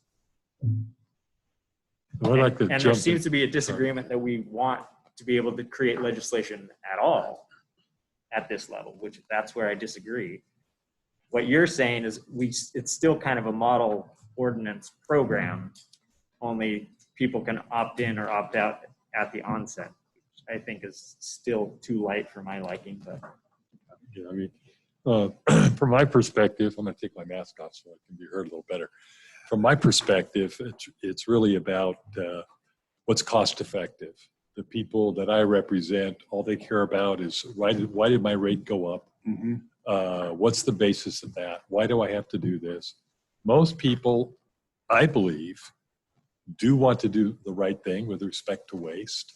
In Morro Bay, for sure, we work very hard to do that. And I think our power is an agency that works together to create just the administration of this stuff, which is so complex.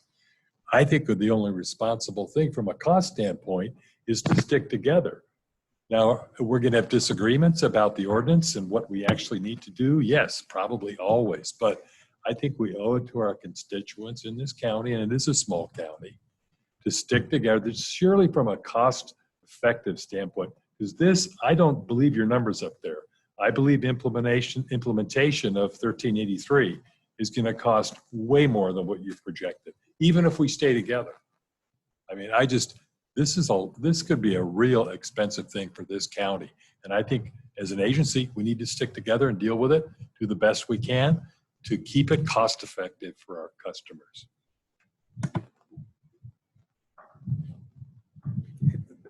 I think we still have that question of how do we stay together if we have these vastly different ideas of what we think this agency is meant to do.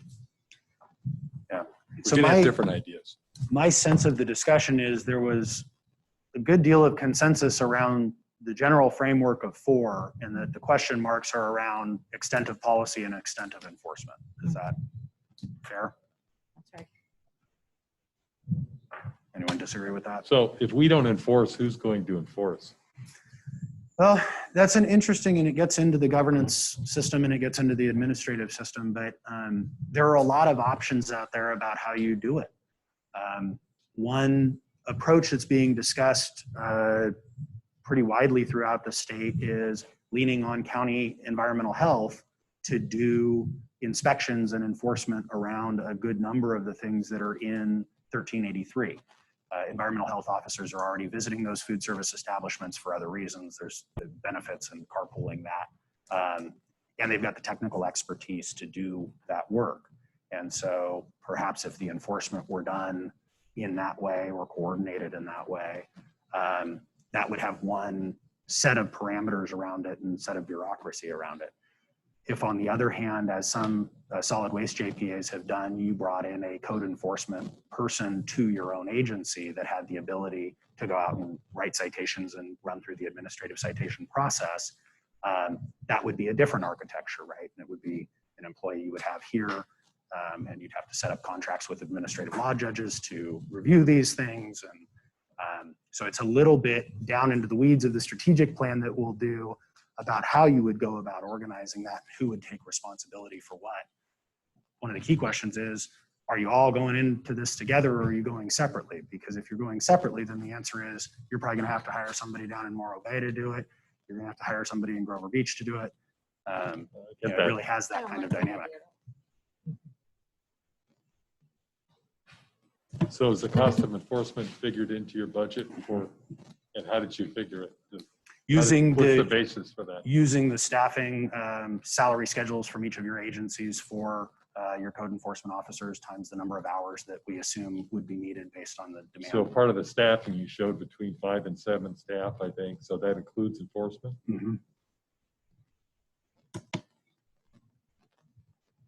Well, if you look at vision statement, you know, I guess I have a limited patience in debating vision statements because they get constructed, they get published, and we never look at them again. Yeah. Except when it's convenient. So yeah, let's take bullet number 4 as the vision statement. That doesn't speak to how we accomplish these things. Exactly. So let's go to values next, because that's the how. Well, it's values, it's procedures, it's Mhm. authorities, it's all the other structure of the JPA, which has its authorities. So that's a fine vision statement. You know, practical, cost-effective, education, technical support, but we provide coordinated efforts. That doesn't speak to whether we legislate or don't legislate. Yeah, as I said, I think the open items are policy and enforcement. But that's not a matter potentially for the vision statement. We don't have to decide that for the vision statement. I think it would be good for you guys to decide in your mission statement, because the mission statement is the scope of the authority. I think it would be good for you guys to decide this issue as part of your mission statement. What is the extent of policy? Now, there's going to be a lot of nuance and administration down to how all of that works. But one of the big questions that I think is out there right now is policy and enforcement part of what you guys want this organization to do? And there is no mission statement to tell us right now. You can. Well, I have to agree with Mr. Gibson on, I mean, I think number 4 by itself is simple. It covers the bases. I would kind of disagree in the sense that the authorities of the JPA are in the JPA. Mm-hmm. Right. They're not in a vision statement. They're not in a values statement. They're in the JPA. And So I think, and I like him I've spent in other organizations hours where people are debating every word of the mission statement that's going to go on the shelf and they're not going to look at it again. So I like to keep them simple. You know, one simple coherent sentence is great instead of, you usually see a run-on paragraph. So I mean, I like going with bullet 4 and keep it simple. Because we're going to argue about policy and how you get there. Mm-hmm. That's the whole point of a group of elected officials. We represent different opinions. We're going to sit and argue. That's fine. Okay. Any differences? All right. Well, we're about 5 minutes behind, but that's okay. Do you want to break now? Well, do Take we more want to take a questions? vote on putting number 4 in, or? Do we want to do that as a vote? I was reading consensus and looking for objections and didn't hear any. Okay, yeah, I mean, I couldn't hear you, so. Sorry. Strand? One of the words I like up there is, in the first one, is liability diffusion. And while we discussed reducing costs, I refer to our council back here in the corner as to, is the word liability in this mission statement have any effect? No, it would not have any effect one way or another. Okay, leave it out. Thank you. Okay. I'd like to say something really corny, but I feel really compelled to say it. And that is, the earth is dying, we're killing it. I think if we're going to put something in a mission statement, we ought to say something about universal whatever. Why are we all sitting around with these masks on? Doesn't it occur to you why we got mixed up in a pandemic? And why the ocean is going to be almost 100% plastic particles because of the crap we're throwing in it? If you want to have a mission statement, go ahead and make one. But frankly, I'm pretty pessimistic about the whole thing. So you want to see something more aspirational than coordinated efforts to comply with state policy? Yeah, something that would contribute to the universal attempt to control trash and climate warming and everything else that goes along with our treatment of the planet, which is what we've been doing. So would you like to see something like reducing the impacts of waste in the county, or continuously improving waste management practices added? I like 3. It covers education, it covers policies, programs. Policies meaning regulations. Or if you're looking for enforcement, I don't think we have to beat it to death. But any number of these, I agree with my fellow members that once this thing is printed, it'll go on the shelf.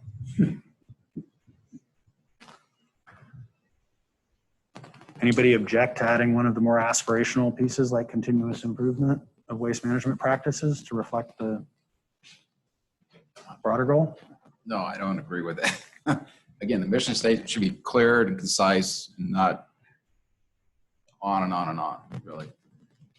As close as concise as, I think bullet point 4 really is what I would suggest. Okay. Any other questions before we break? Or suggestions? Why don't we take a 10-minute break and regroup at 3 o'clock? You need to stand up. What's that? Yeah. Yes. No, that was our normal time. Yeah. It was the first long time. Yeah, I was. I know. I hate it. And then I got here. Start to see everyone's face. I know. Eva, you lived here in this county your whole life too, and I think about this all the time in the back roads of our county. There's so many back roads of our county. I think all my adult life, as long as I've been paying attention, there have been signs posted here and there about the legal visitor and the out till there's always so much stuff that lies throughout. It's right next to it, or a mattress, or so I always think about that. We can regulate all we want, but it's more about education and having the money to clean it. We're not up to whatever percentage is. This is pay attention. And And it just doesn't most. I don't think we'll ever get 100% of that. but, Get away with um, it? Probably not, no. But yeah, but I do think that people start to get resentful. Legislative See, when we first, I further think when all of us went on without this thing, their, we were with basically William. without a direct line for them to consider And that. I mean, we went to the meetings and we got But the for cookies people and that he said, well, I did kind this of and I did that. at the right pace. What do you think? And I said, Johnson okay. is going and so forth. Right, well, who knew? I mean, who knew? But he was the only one that knew anything about waste, you know. So I'm sorry, We didn't know. I'm just so mad. I just don't get it. I know, and you know, this tough year. Right. Well, you'd be the only one. I mean, Yeah. I sent a note.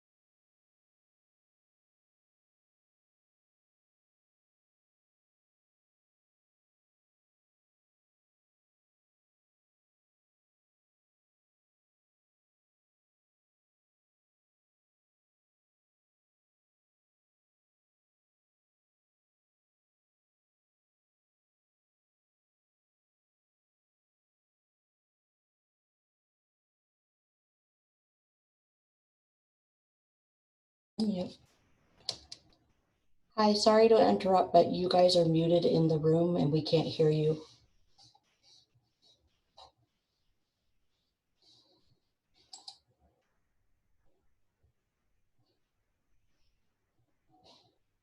Interesting. It's not the audio. Looks like we're unmuted. Can you hear us now? Okay, yes, you're unmuted now. Thank you. We're asking if there's any public comment at this point in the meeting. Okay, so if anybody has public comment, you can raise your hand.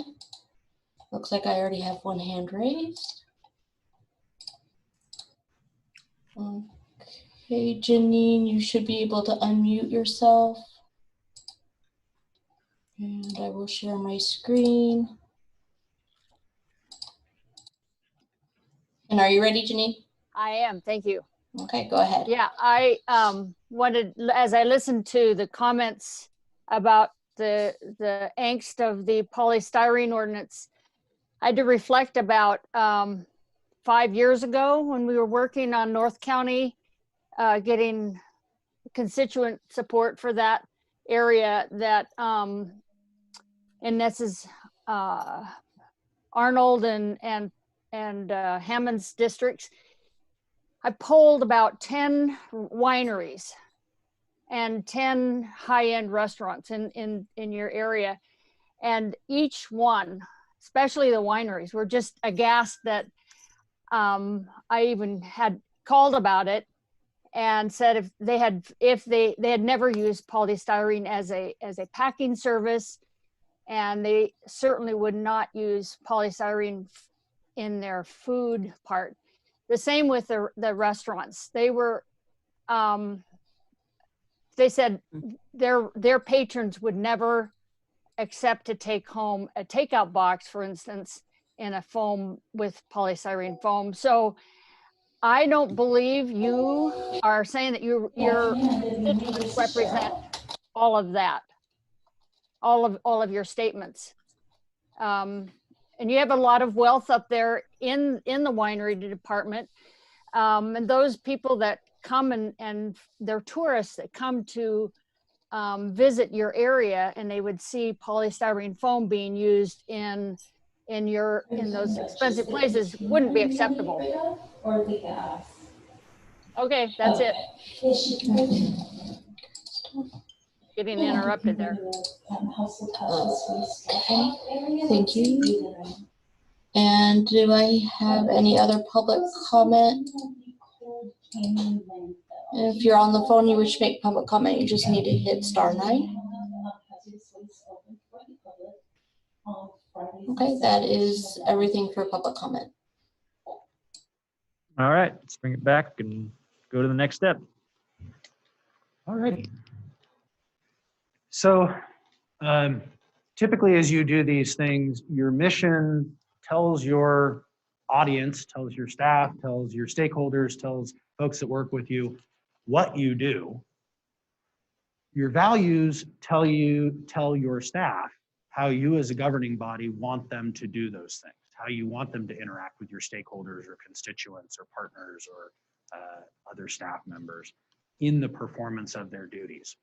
So in our interviews with all of you, we asked you about what you think some organizational values should be for the IWMA. And the 18 words or phrases that are up here are things that more than one of you repeated, or that one of you said and exists in one of your jurisdiction's organizational values. So it's sort of echoed through your member agencies. Now there are 18 phrases, words up here that might mean different things to different people. And so as we talk about them, we should talk about what sentence comes behind them or what you intend by them. For example, a couple of you talked about business friendly. And as I dug in with you about that, some of you meant when we pass laws on that affect businesses, we send technical assistance and education out to support them in the implementation of those things. Others of you meant we do not add regulation to businesses. And so business friendly had a different intention. And so it's good to make sure that as we talk about our values, we're clear. I also noted, and it isn't unusual in a public agency, but I noted that you had a high number of repeating things around sort of ethics issues. Ethical, honesty, integrity, accountability, professionalism. You know, there are a number of things that sort of circle around the same themes. So it would be a little bit awkward to have your 5 guiding values or 7 guiding values and 4 of them speak to ethical issues, right? So if we find in consolidating and coming up with this that there's a bunch of repetition around those, we may have a discussion about, okay, there's 3 words here. How do we come together on something that really conveys what we mean? So what I want to do is have maybe a 10 to 15 minute discussion of what you guys think of these various values and whether in particular you think there are some that just don't make sense. Doesn't really, not meaningful enough, doesn't apply to us, not our context. And then what I'd like to do is use a dot voting exercise at the end where each of you will get 3 votes for organizational values. We'll tally it up. And the goal is to come up with the top 3 to 7 really. 5 is kind of the sweet spot, but 3 to 7 guiding principles, guiding values. And then we'll go back, try and flesh those out to articulate what we think you meant by that and bring it back to you to say, okay, in a more full-fledged version, is this what you agree to? So with that, I'll open it up to you, all of you, for any input on, are there any of these words that you just feel super strongly about for some reason, or that you want to clarify what's intended by it, or that you just think it has no place? I just wasn't sure what neutral was referring to. So there was a concern about the board taking an advocacy role and wanted to see the board be more neutral and not taking advocacy positions. There was also somebody that suggested environmental leadership on the other end of that spectrum. So I would feel strongly about removing neutral from a value standpoint. That's just such an ambiguous term. Doesn't seem like a very guiding principle at all.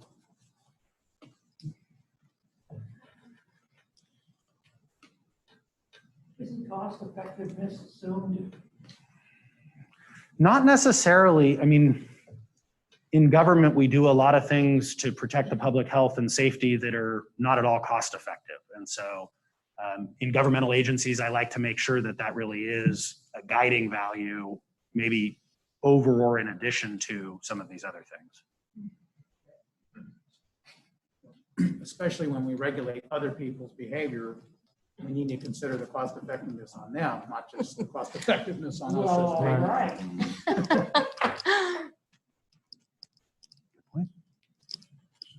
And I think probably the ethical, transparent, honesty, integrity, probably a lot of those were my words, based on the, the issues from the previous administration. So I imagine some of those could probably be all Folded wrapped into into one.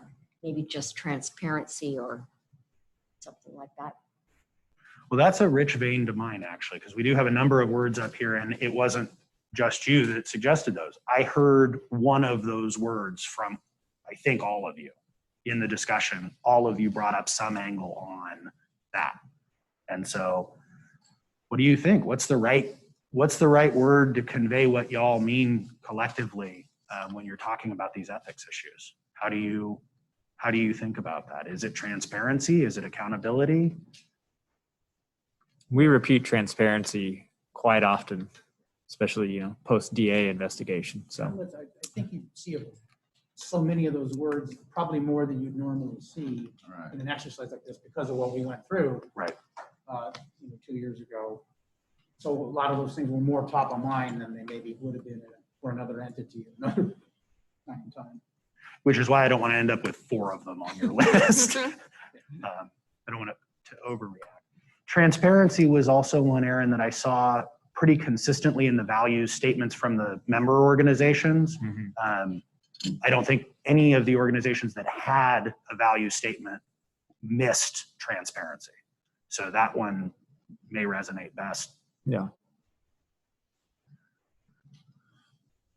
How about environmental leadership, stewardship? How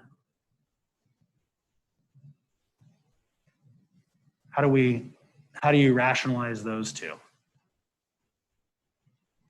Isn't that what this organization does? Isn't this what we're about, is environmental leadership? When I see stewardship, though, I think, again, given where we were, what registered in my mind initially was financial stewardship, stewardship of public resources, that sort of thing. In other words, in my mind, I wasn't attaching an environmental prefix to that. It was Well, you can have all of those combined. Right. Sure. I mean, waste reduction, no matter what, it is still environmental stewardship. You're keeping things out of a hole in the ground, basically, or in the environment.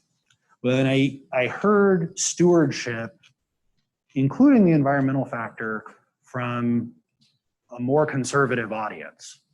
And so it was interesting to see the connection to taxpayer stewardship, environmental stewardship, sort of the broader thing where maybe environmental leadership would be a step further than that person was comfortable going. And so as among those, that may be a better fit. That one feels like to me one of those ones that can be all encompassing, that we all agree on based on all the points that it covers. Right. Let's cover a couple of other ones. How about how your staff interacts with people? Professionalism, responsiveness, stewardship, or service, efficiency, competence, commitment. Any feelings about sort of how you face the outside world and what those guiding values and principles are? I agree with everything on the right-hand side of that list. I mean, most important to me is community education, though. That's really how, in my opinion, we should change people's thoughts about the environment. Cost effectiveness, we're using tax dollars, right? So you said a comment earlier that, staff is free. They're not free.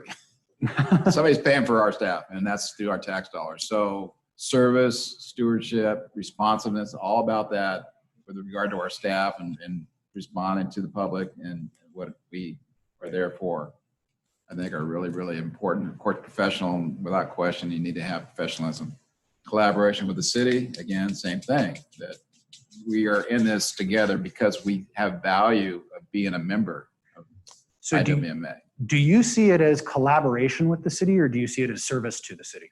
Both, I think, because again, they're the experts. They're going to collaborate with our staff to make sure that we're doing the right things. That's the value that I see in being here. One of the things that I think JPAs, not just solid waste JPAs, transit, stormwater, you name it, have gotten away from a sense of we're serving our members, and the entrepreneurialism and here's the value we're providing you seems to have gone to, well, this is what we have to do because it's in our charter or it's in our governing docs or whatever. And sort of curious about how you guys in this community orient towards that. Is it we're checking the boxes and doing what's in the governing docs, or is it really an active outreach and service and value build? Something to think about.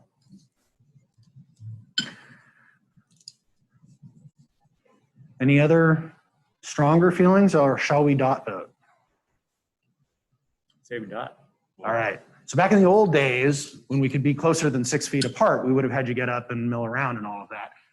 Morgan has got our list of organizational values, and she's going to note each of your votes. So based on the number of people we have in the room, you each get 3. We'll start with Sheila. Which of these 3 words do you want to vote for?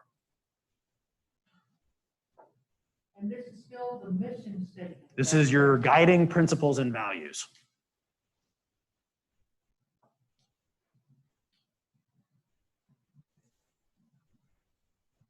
I would go with ethical, professionalism, and Community education. Awesome, thank you. Karen? Okay.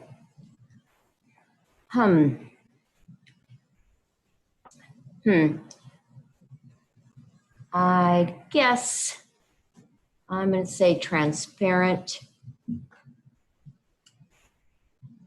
Community education, and how about environmental stewardship?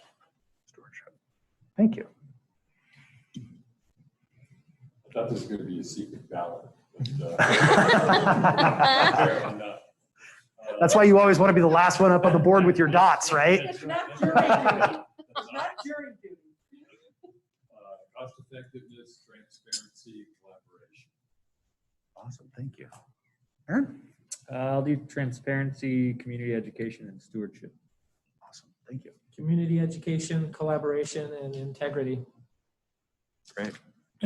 I'm community education, efficiency, and professionalism. Thank you. John? Basically, the educational part of it. Community education. Collaboration, again, with the city and the agency, working with the IWMA. And I put the two together, service, cost-efficient service. In other words, it's service is what we do. All cities provide service. It's cost-efficient service that I think should be more of a keyword here, than just service. He ripped his dot in half and put it on two. Yeah.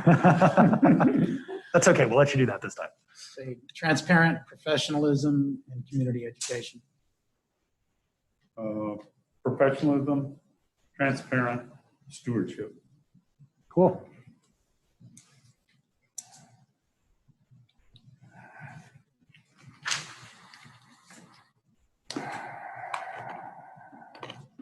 It looks like there's 4 pretty clear ones.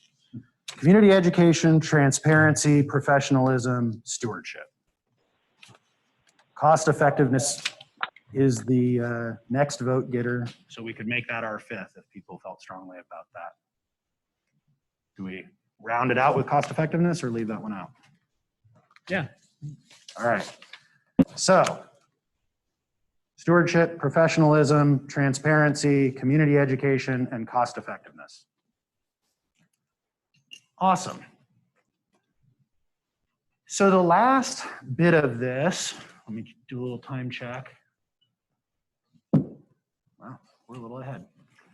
Last bit of this is about the elements of your vision. And your vision is cast yourself out into the future, 5 years, 10 years, whatever. And what do you want to see this organization being? What do we do? How does the community see us? How do stakeholders see us? Do they?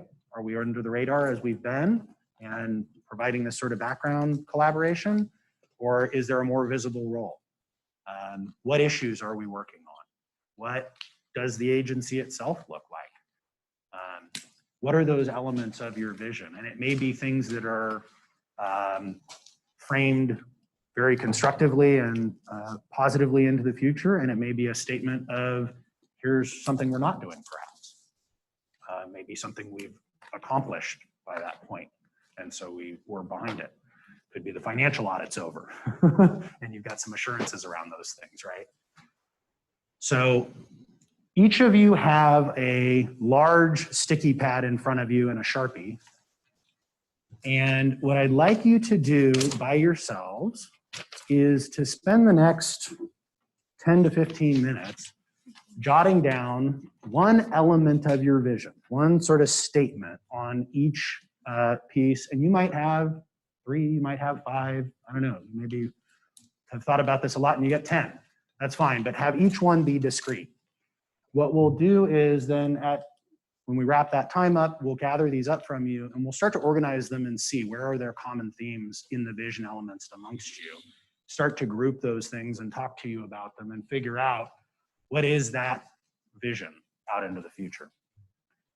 One of the things that a lot of solid waste agencies do in this visioning exercise is you've got your elements of the vision and then you set some core organizational goal. Achieve zero waste by 2025, something big and audacious. And those vision elements sort of inform what that common theme might be. So as we look at the outer vision elements, if there is a clarifying, unifying theme, we'll roll with it. If it's not, and it's a vision of how different pieces of the organization work. There may be a piece of the vision a pillar of the vision that is governance. There may be a pillar of the vision that is programs. There may be a pillar of the vision that is policy, right? And so we could think about how we organize that based on what you guys come up with. Any questions? Can you just describe the exercise one more time, please? Yeah. So it's what you see the organization being or doing Being 5 or doing. 10 years Okay. into the future. So you're sitting there 10 years from now, you're rounding out your board stint, you're going to come off the board and you're feeling great about, we did all of this. We are at this place now. You want 7 elements? If you come up with one great one, that's great. If you have 7 ideas that have been bouncing around your head and you want to talk about them, that's great too. But you got to give me at least one. I have one, I don't know that's great.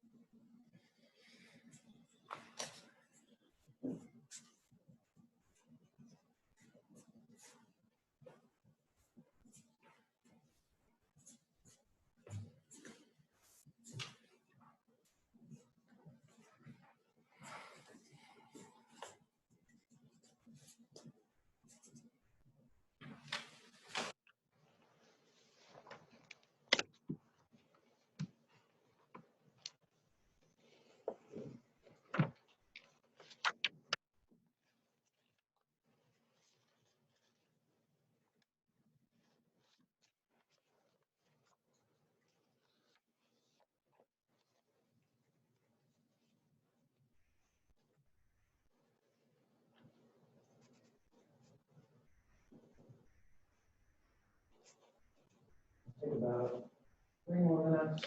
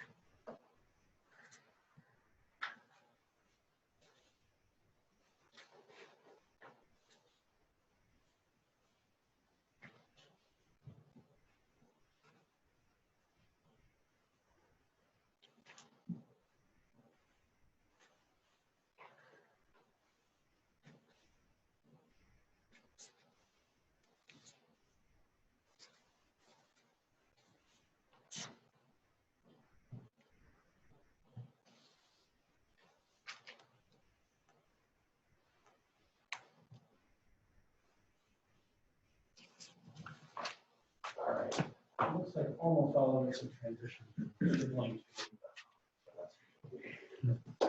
We can move on. So I started over with Sheila on the value. I'm going to start over here with you all on vision elements. What are some vision elements that you think are important? Well, thank you for that start. This is deep water, so I'm going to jump in. What I expect the IWMA to be doing in 5 years is have implemented a mechanism of reporting on the state mandates or requirements. I'd like to see a simple system with all the users participating. Number 2, promote public education through simple performance-focused program that allows the public to be a participant and want to help achieve results through feedback and reward. Number 3, improved recycling methods and equipment through research and development, potential IWMA grants to members to buy equipment and to achieve simpler requirements for households and industrial users.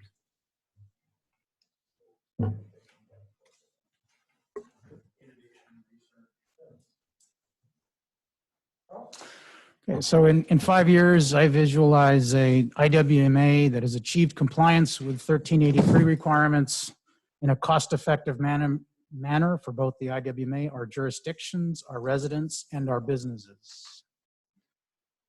And separately, I visualize the SLOAD IWMA being recognized by our residents and businesses as the easy-to-use, easy-to-access source of information, education, and resources to comply with local programs and state mandates. If you can read them, yeah. Okay, 4 things basically. And I wouldn't say in 5 years, I'd like to do it tomorrow. Go for it. Educator to San Luis Obispo County residents on state mandated policies on behalf of the agency members. Collaborate, inform, work with member agency staff on meeting state mandated policies. Provide cost-efficient, responsive service to member agencies as they need it. And provide value to the taxpayers, bottom line. That's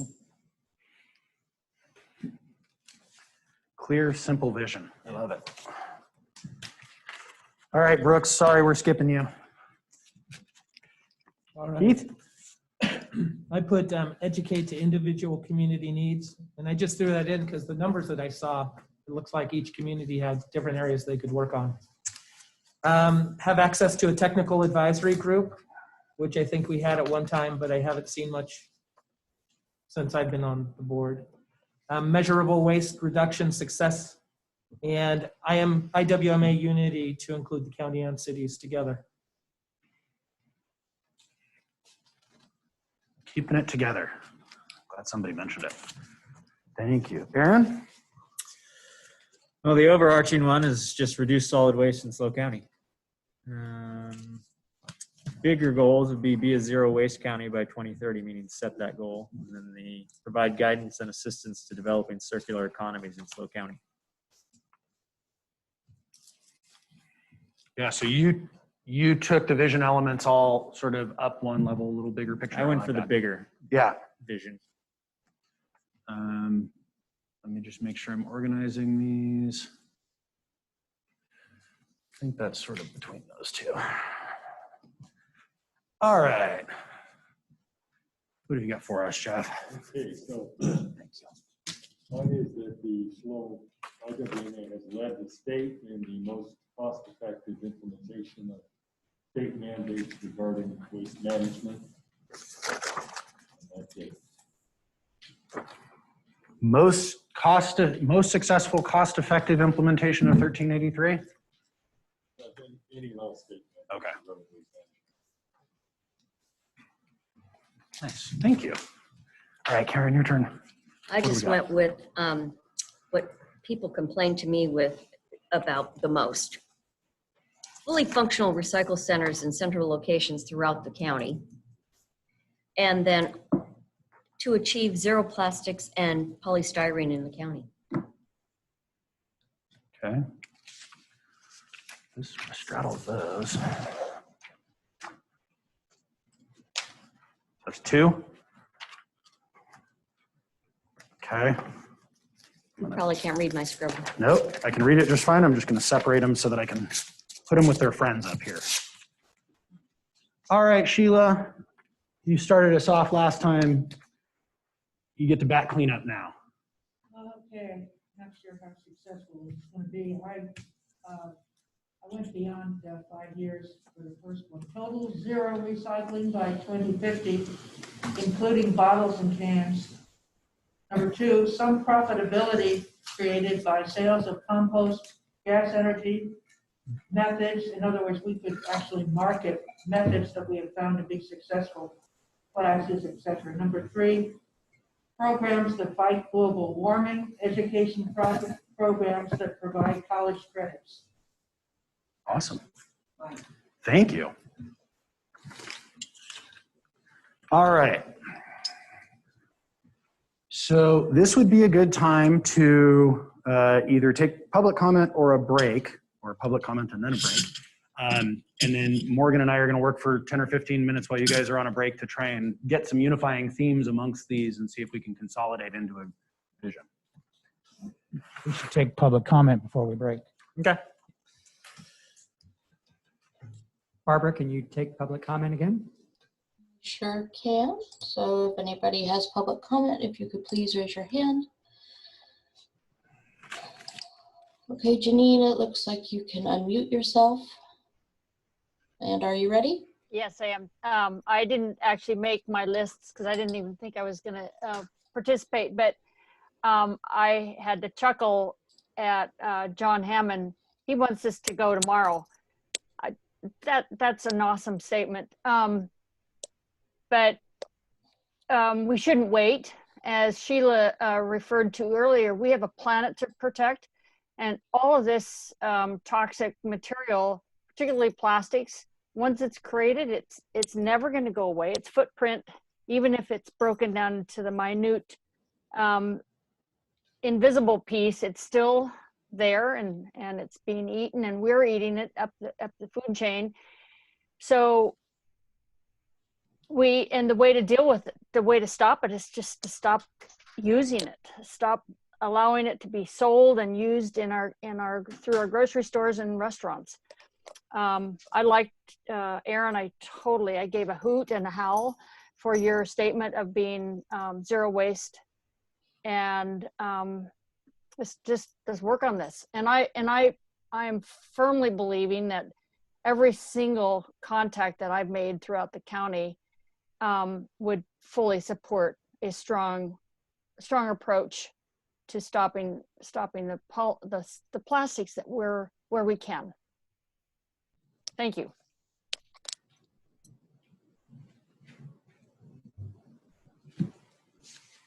Are there any others, Barbara?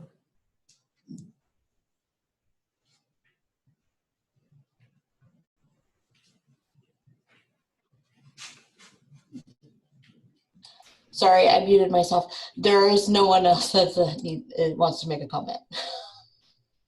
Thank you. All right, we'll take a break for 15.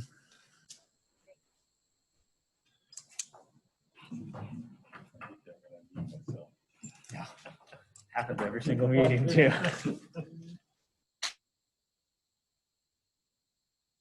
No, I just muted him.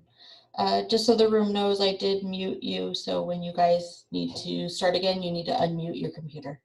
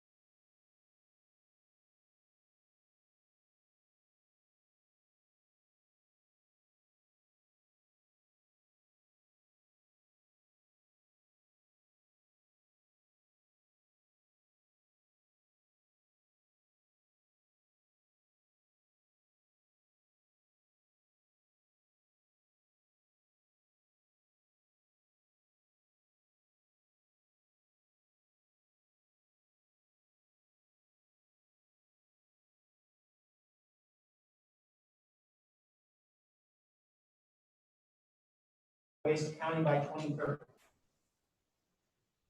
That's aggressive. The timeline is short. 2050 is a little bit further out. Still is aspirational, but a little bit more time to get there. Different way of framing it, measurable waste reduction success. Could be, for the continuous improvements. Reduce the solid waste in San Luis Obispo County. General, just keep reducing it. Ongoing aspirational goal. Programs that fight global warming, and then achieve zero plastics and zero polystyrene. So, how far do we want to go? What is that sort of center vision? Is it an 8 and an 8? Is it ongoing continuous improvement? Is it do the best we can to reduce things cost efficiently? How far do we want to take that? Well, I think cost efficiency is extremely important because, a lot of things you can achieve 60, 70% reductions in something. And then but the farther you go, the harder it becomes. And you can spend 100 times as much to get rid of that last 10% than you did the first 90%. And you have to, I don't want to have a goal that becomes a driver of, of ultimately bad policy that adversely affects residents or businesses. You just have to be careful. It's one thing to have an aspirational goal. It's another to let that become a driver of policy to the point where you're imposing great cost on individuals and businesses when there might be a more effective way to reduce other kinds of waste much more efficiently.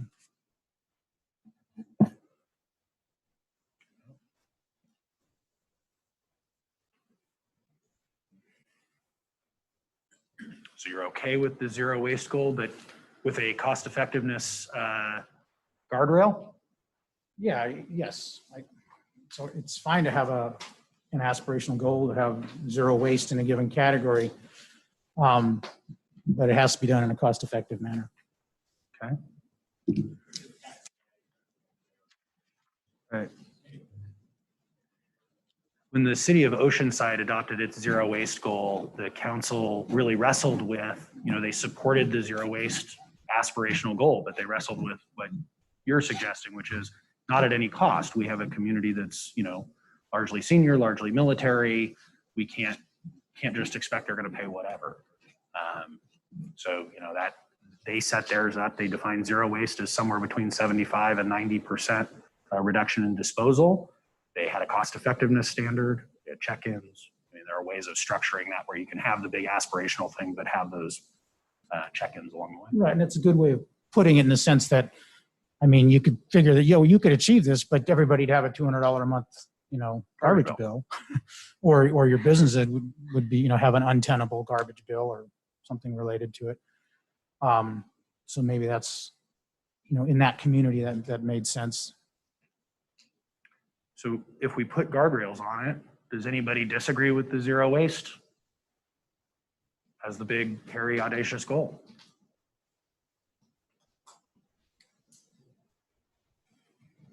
I don't disagree with the goal, but to me, there are lots of goals out there that are aspirational. I'm not sure that this should have an aspirational element. For me, it's more about cost and waste reduction. I'm just concerned about goals that are highly aspirational and unlikely to be achieved. In my opinion, I'm just not sure that there should be an aspirational goal. That's a big policy question. Do you have an aspirational vision in this, or is it much more functional like these other ones? Education, coordination with cities.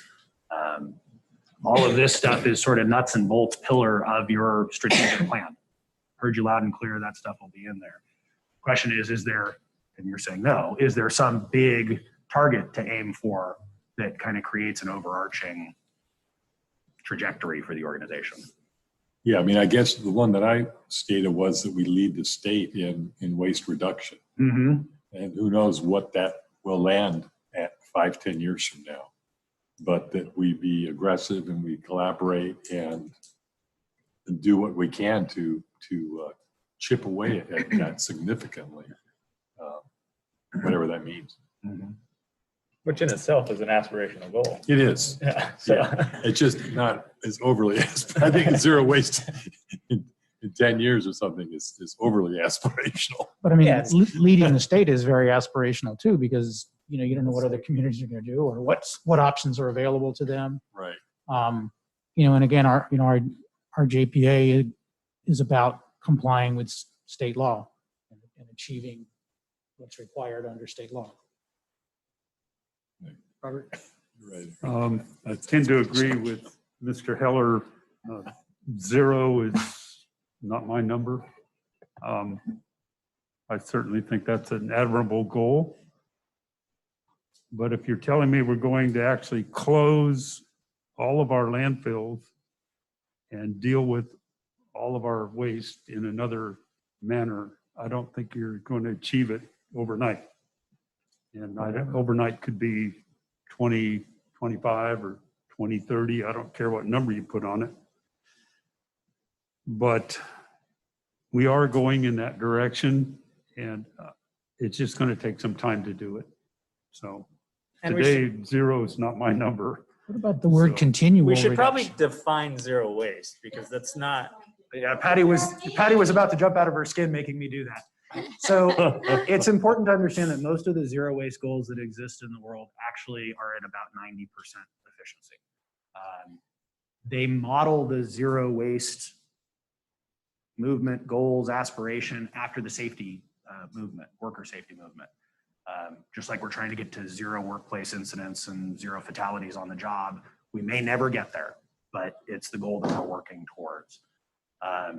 So some communities like Oceanside, have set what we mean. It's 75 to 90%. We're trying to get there by this date, and here are some parameters by which we'll do it. Some of them, have accounting methodology in them. What are we counting as we're doing that? Some of them just say we want to reduce disposal from where we are now to some lower number. City of Oakland wanted to go from 400,000 tons to 40,000 tons. So rather than say zero waste, they said we're getting to 40,000 That's what the tons. state has been doing every year, or they keep increasing, which is tighten it down. A natural thing to do. But again, zero waste is a dream. And again, it's never going to happen. I think, again, with people in the industry that have produced products that we have to deal with, on the waste end of the stream, are part of industry standard to get improved. In other words, not up to us, it's people who are designing things that can be disposed of better and easier, and still do the same job. I think we're just people using these things, and they are wanting to get rid of it at the end of their use.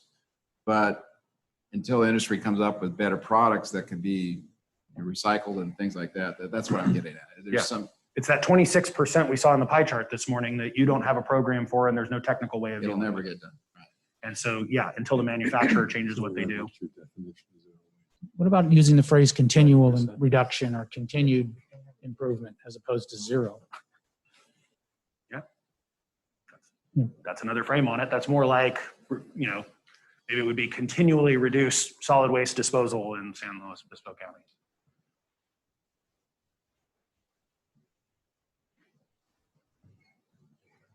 I prefer a more aspirational. It may not be one of those things you achieve, but if you set the target, I've seen this throughout various agencies, you have a tendency to at least gear your programs towards better compliance, versus if you don't have that overarching goal, I think it allows us to, as we see a lot in politics, we love to say a lot of things that never actually get done, or even what we're saying, we kind of dance around the subject matter.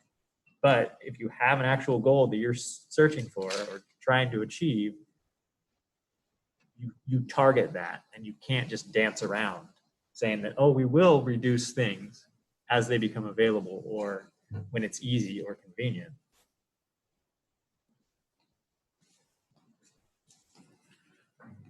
I don't know. I think goals should be realistic, not just Attainable. Yeah, it should be attainable and realistic. And I don't, to me, the idea of zero is not a realistic goal.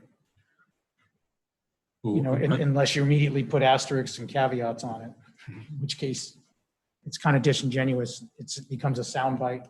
Right. That we're going to achieve zero this or zero that when everybody knows that's not. It's like the 10-year plan to end homelessness. It's like, you know, we're not going to end homelessness or poverty or alcoholism. You know, they're part of the human condition. But we should strive continuously for improvement, not zero. It's interesting because both of those concepts come out of like the Japanese engineering and manufacturing world, Kaizen, continuous improvement, and zero waste. And actually Toyota was the first one to, at an industrial scale, get to zero waste. Toyota, GM, Ford all do it in manufacturing.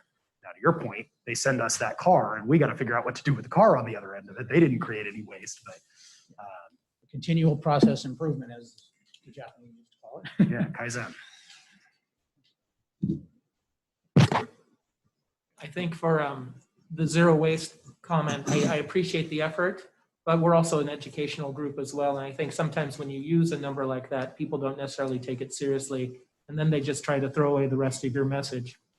I like the idea of having something aspirational as a goal, but the zero is a little more difficult for us to teach to others, I think, in the whole global effort. So where do you think the state is headed 10, 20 years from now in terms of percentage? It's interesting because 4 years ago when they got their new director, they actually put at the headline of their website, you know, California zero waste experts moving California towards zero waste. They use the terminology at CalRecycle quite a lot. Oddly, when Newsom got into office, that sort of disappeared, though he came from a zero waste city and has a lot of support for zero waste programs and things like that. So it was interesting to see that shift in their own messaging. Because the legislature adopted the 75% goal, they felt like they were throttled back to that 75% goal.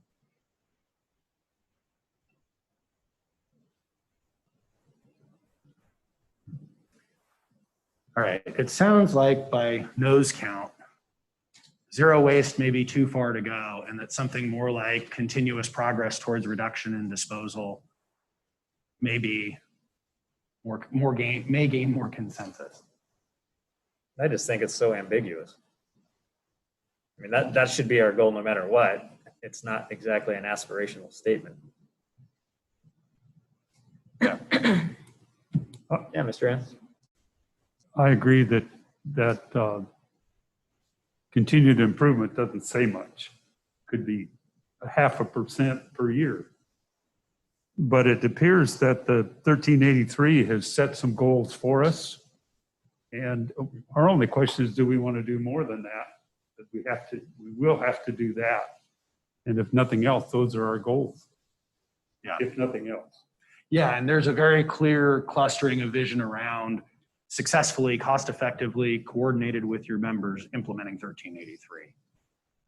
So I guess the question becomes, do you want to go short of zero? Do you want to say get to 75% recycling rate by 2030? Do you want to say get to 90% by 2050? If you don't want to use the zero waste terminology, do you want to set a rate and a date? So why don't we go with that? I mean, it's a number. I mean, we have to do it. Well, zero is zero waste is just a catchphrase. Mm-hmm. If zero is offensive or nobody wants to go to zero, then let's pick a different catchphrase. I mean, that's what all this is about, to bring up consciousness. Call it drawing down or call it garbage diet. I don't care what you call it. Garbage diet. As long as you don't have zero in it, then the public will probably catch on to it. That's how the littering program was so successful, was don't be a litter bug. Yep.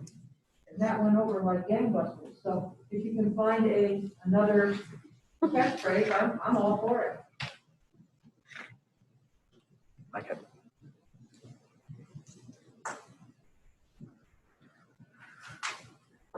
All right. It sounds like we need to do a little bit more work honing this. I think we've heard the various perspectives. I think we've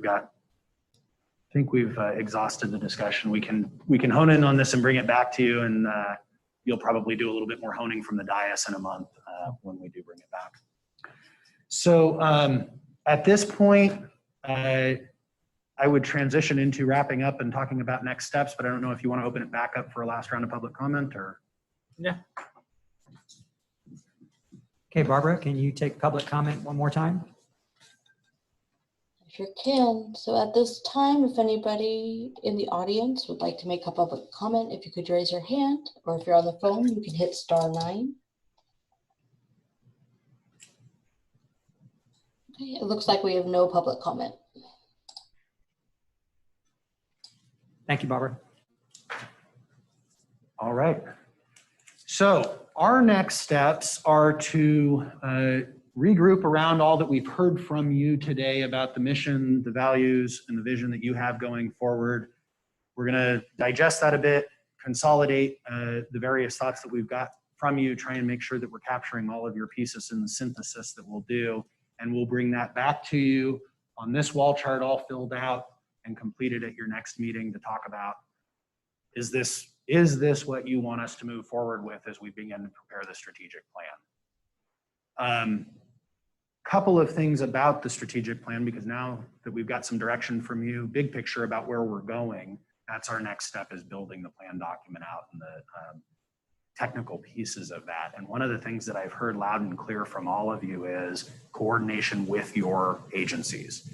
And so I want to make sure that at the level it needs to happen and at the level that your staff can be available to interact with us around this stuff as we're thinking about the strategic plan, it would be good to get, a TAC meeting or a task force meeting or something like that together of the senior staff to talk about how this all plays out and maybe get their input before we come back with the strategic plan to you guys. But I wanted to check in with you on that before we launched off. I have a comment about that. Please. So we have a meeting August 10th, and 7 of the 8 agencies have confirmed that they're going to be at that meeting. And that is to update our integrated waste management plan as an agency, which we have to do every 5 years. But using that as the platform, we're going to introduce the polystyrene ordinance, remind them that got postponed, but here's what's in it. We're going to talk about 1383.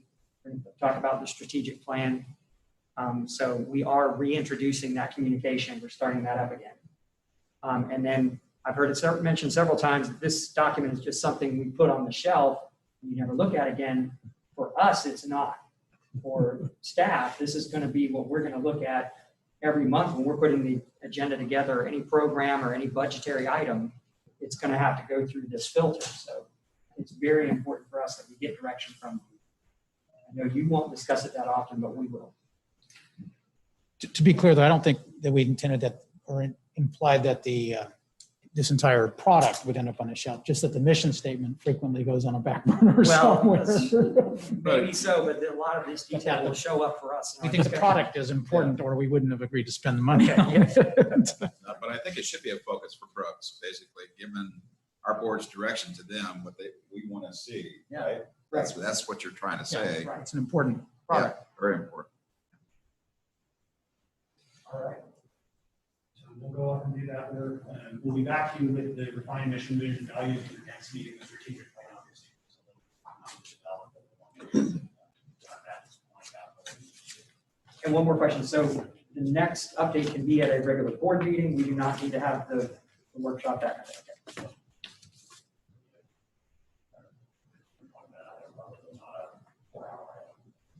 Okay.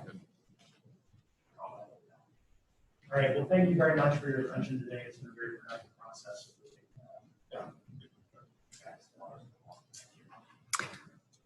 Thank you. So I do want to get a little clarity because we still left something fairly open-ended. The big difference on our board still seems to be around the whole reality of legislation from this body. How do we factor that into the strategic planning process? Are we just leaving that open because the JPA allows what the JPA allows currently? going to try and come back to you in August with something that threads the needle, and it probably will be somewhat unsatisfying to a couple of people from different perspectives, and that'll start a discussion to try and figure out how to go forward. I think today was the beginning of that discussion. And some things to the table to discuss.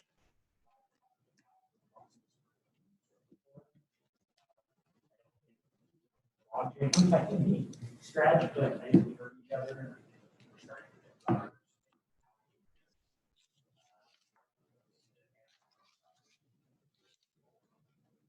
Gotcha.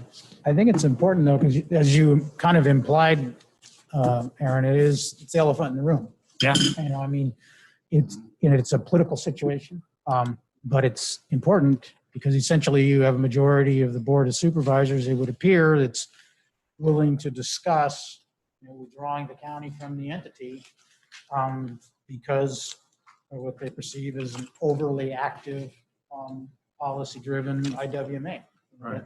Things have changed, in my opinion, from where we were originally when we came here to something different now, right? And that's the rub, I think, that we're seeing. And my concern is, you know, is there a way, as far as strategic planning is concerned, is how to potentially make a few tweaks in the JPA that would satisfy the county as an entity, regardless of who the majority of the moment is, but that the county as an entity does represent a huge proportion of the population of the county. And I think regardless of who that majority on the Board of Supervisors is, their three supervisors might be reluctant to have things dictated to their constituents by by the cities. And that's the concern, and the extent is the question is to what extent can that be accommodated to keep the organization together? Because I sure as hell don't, as a city, you know, I don't want to see the IWMA broken into pieces, if you will, because if the county goes off on their own, there's nothing to say that they would invite any other city to join them in a new JPA. Yeah. So we would all, you know, be stuck trying to make do with a smaller entity that's less supported. Yeah, which I think has to do, we have to have that conversation at some point. I agree. I think we absolutely must have that conversation. In a very real and weigh out the options, because just because you break apart an entity, you can have that which is left still be more effective for their desires, and that splits off and creates their own more effective in creating their desires. It isn't ideal to have it split, but if you have two different goals that are set out by those various groups that are in them, that's kind of the reality of representative government. It could be, there would be a substantial cost in that, as we know, would not be a very efficient overall. No. For Well, either. I think there's value to realize that we sit here today making these decisions with the hope that we are also a group in 10 to 20 years from now when other people are going to be sitting here making similar decisions. And so I think sometimes it's just a matter of really looking within ourselves too and finding out what is best for our constituents, what is financially feasible for all of us, given the parameters that Brooks has to adhere to. California is not going to change too much in the way it's forcing communities in a good way to adhere to certain changes. And so really it's also looking within ourselves to seeing what can we do to best bring a consensus to our group. Sometimes we get so locked and polarized in our political beliefs, it separates us, and sometimes we need to step back a little bit. Maybe there's some consensus there that we can work on together that will allow us to stay together, because I think that's in the best interest of our group. Yes. I'm wondering too, if it becomes such an issue, maybe it should go to the people. I mean, other counties have taken it to their voters, right? Not in the way you're talking about. In Alameda County, the proposition was voter started. Environmentalist groups rallied to do that. You mean to create an IWMA-like agency? Yep. But that was many, many years ago when these were relatively still 1989, new. when the garbage barge was going up and down the East Coast. So I mean, these entities were relatively new at that time, right? Yeah. Okay. So they didn't have the equivalent of an IWMA. So No. they created one. Exactly. I see. Okay. Most of them are self-created, as you guys did. You enter into a JPA And it's sort of, we all recognize the benefits. In that case, it was the voters imposed it on all of the county and all of the cities and said, this is how we want our county to work. And in their case, you can't leave.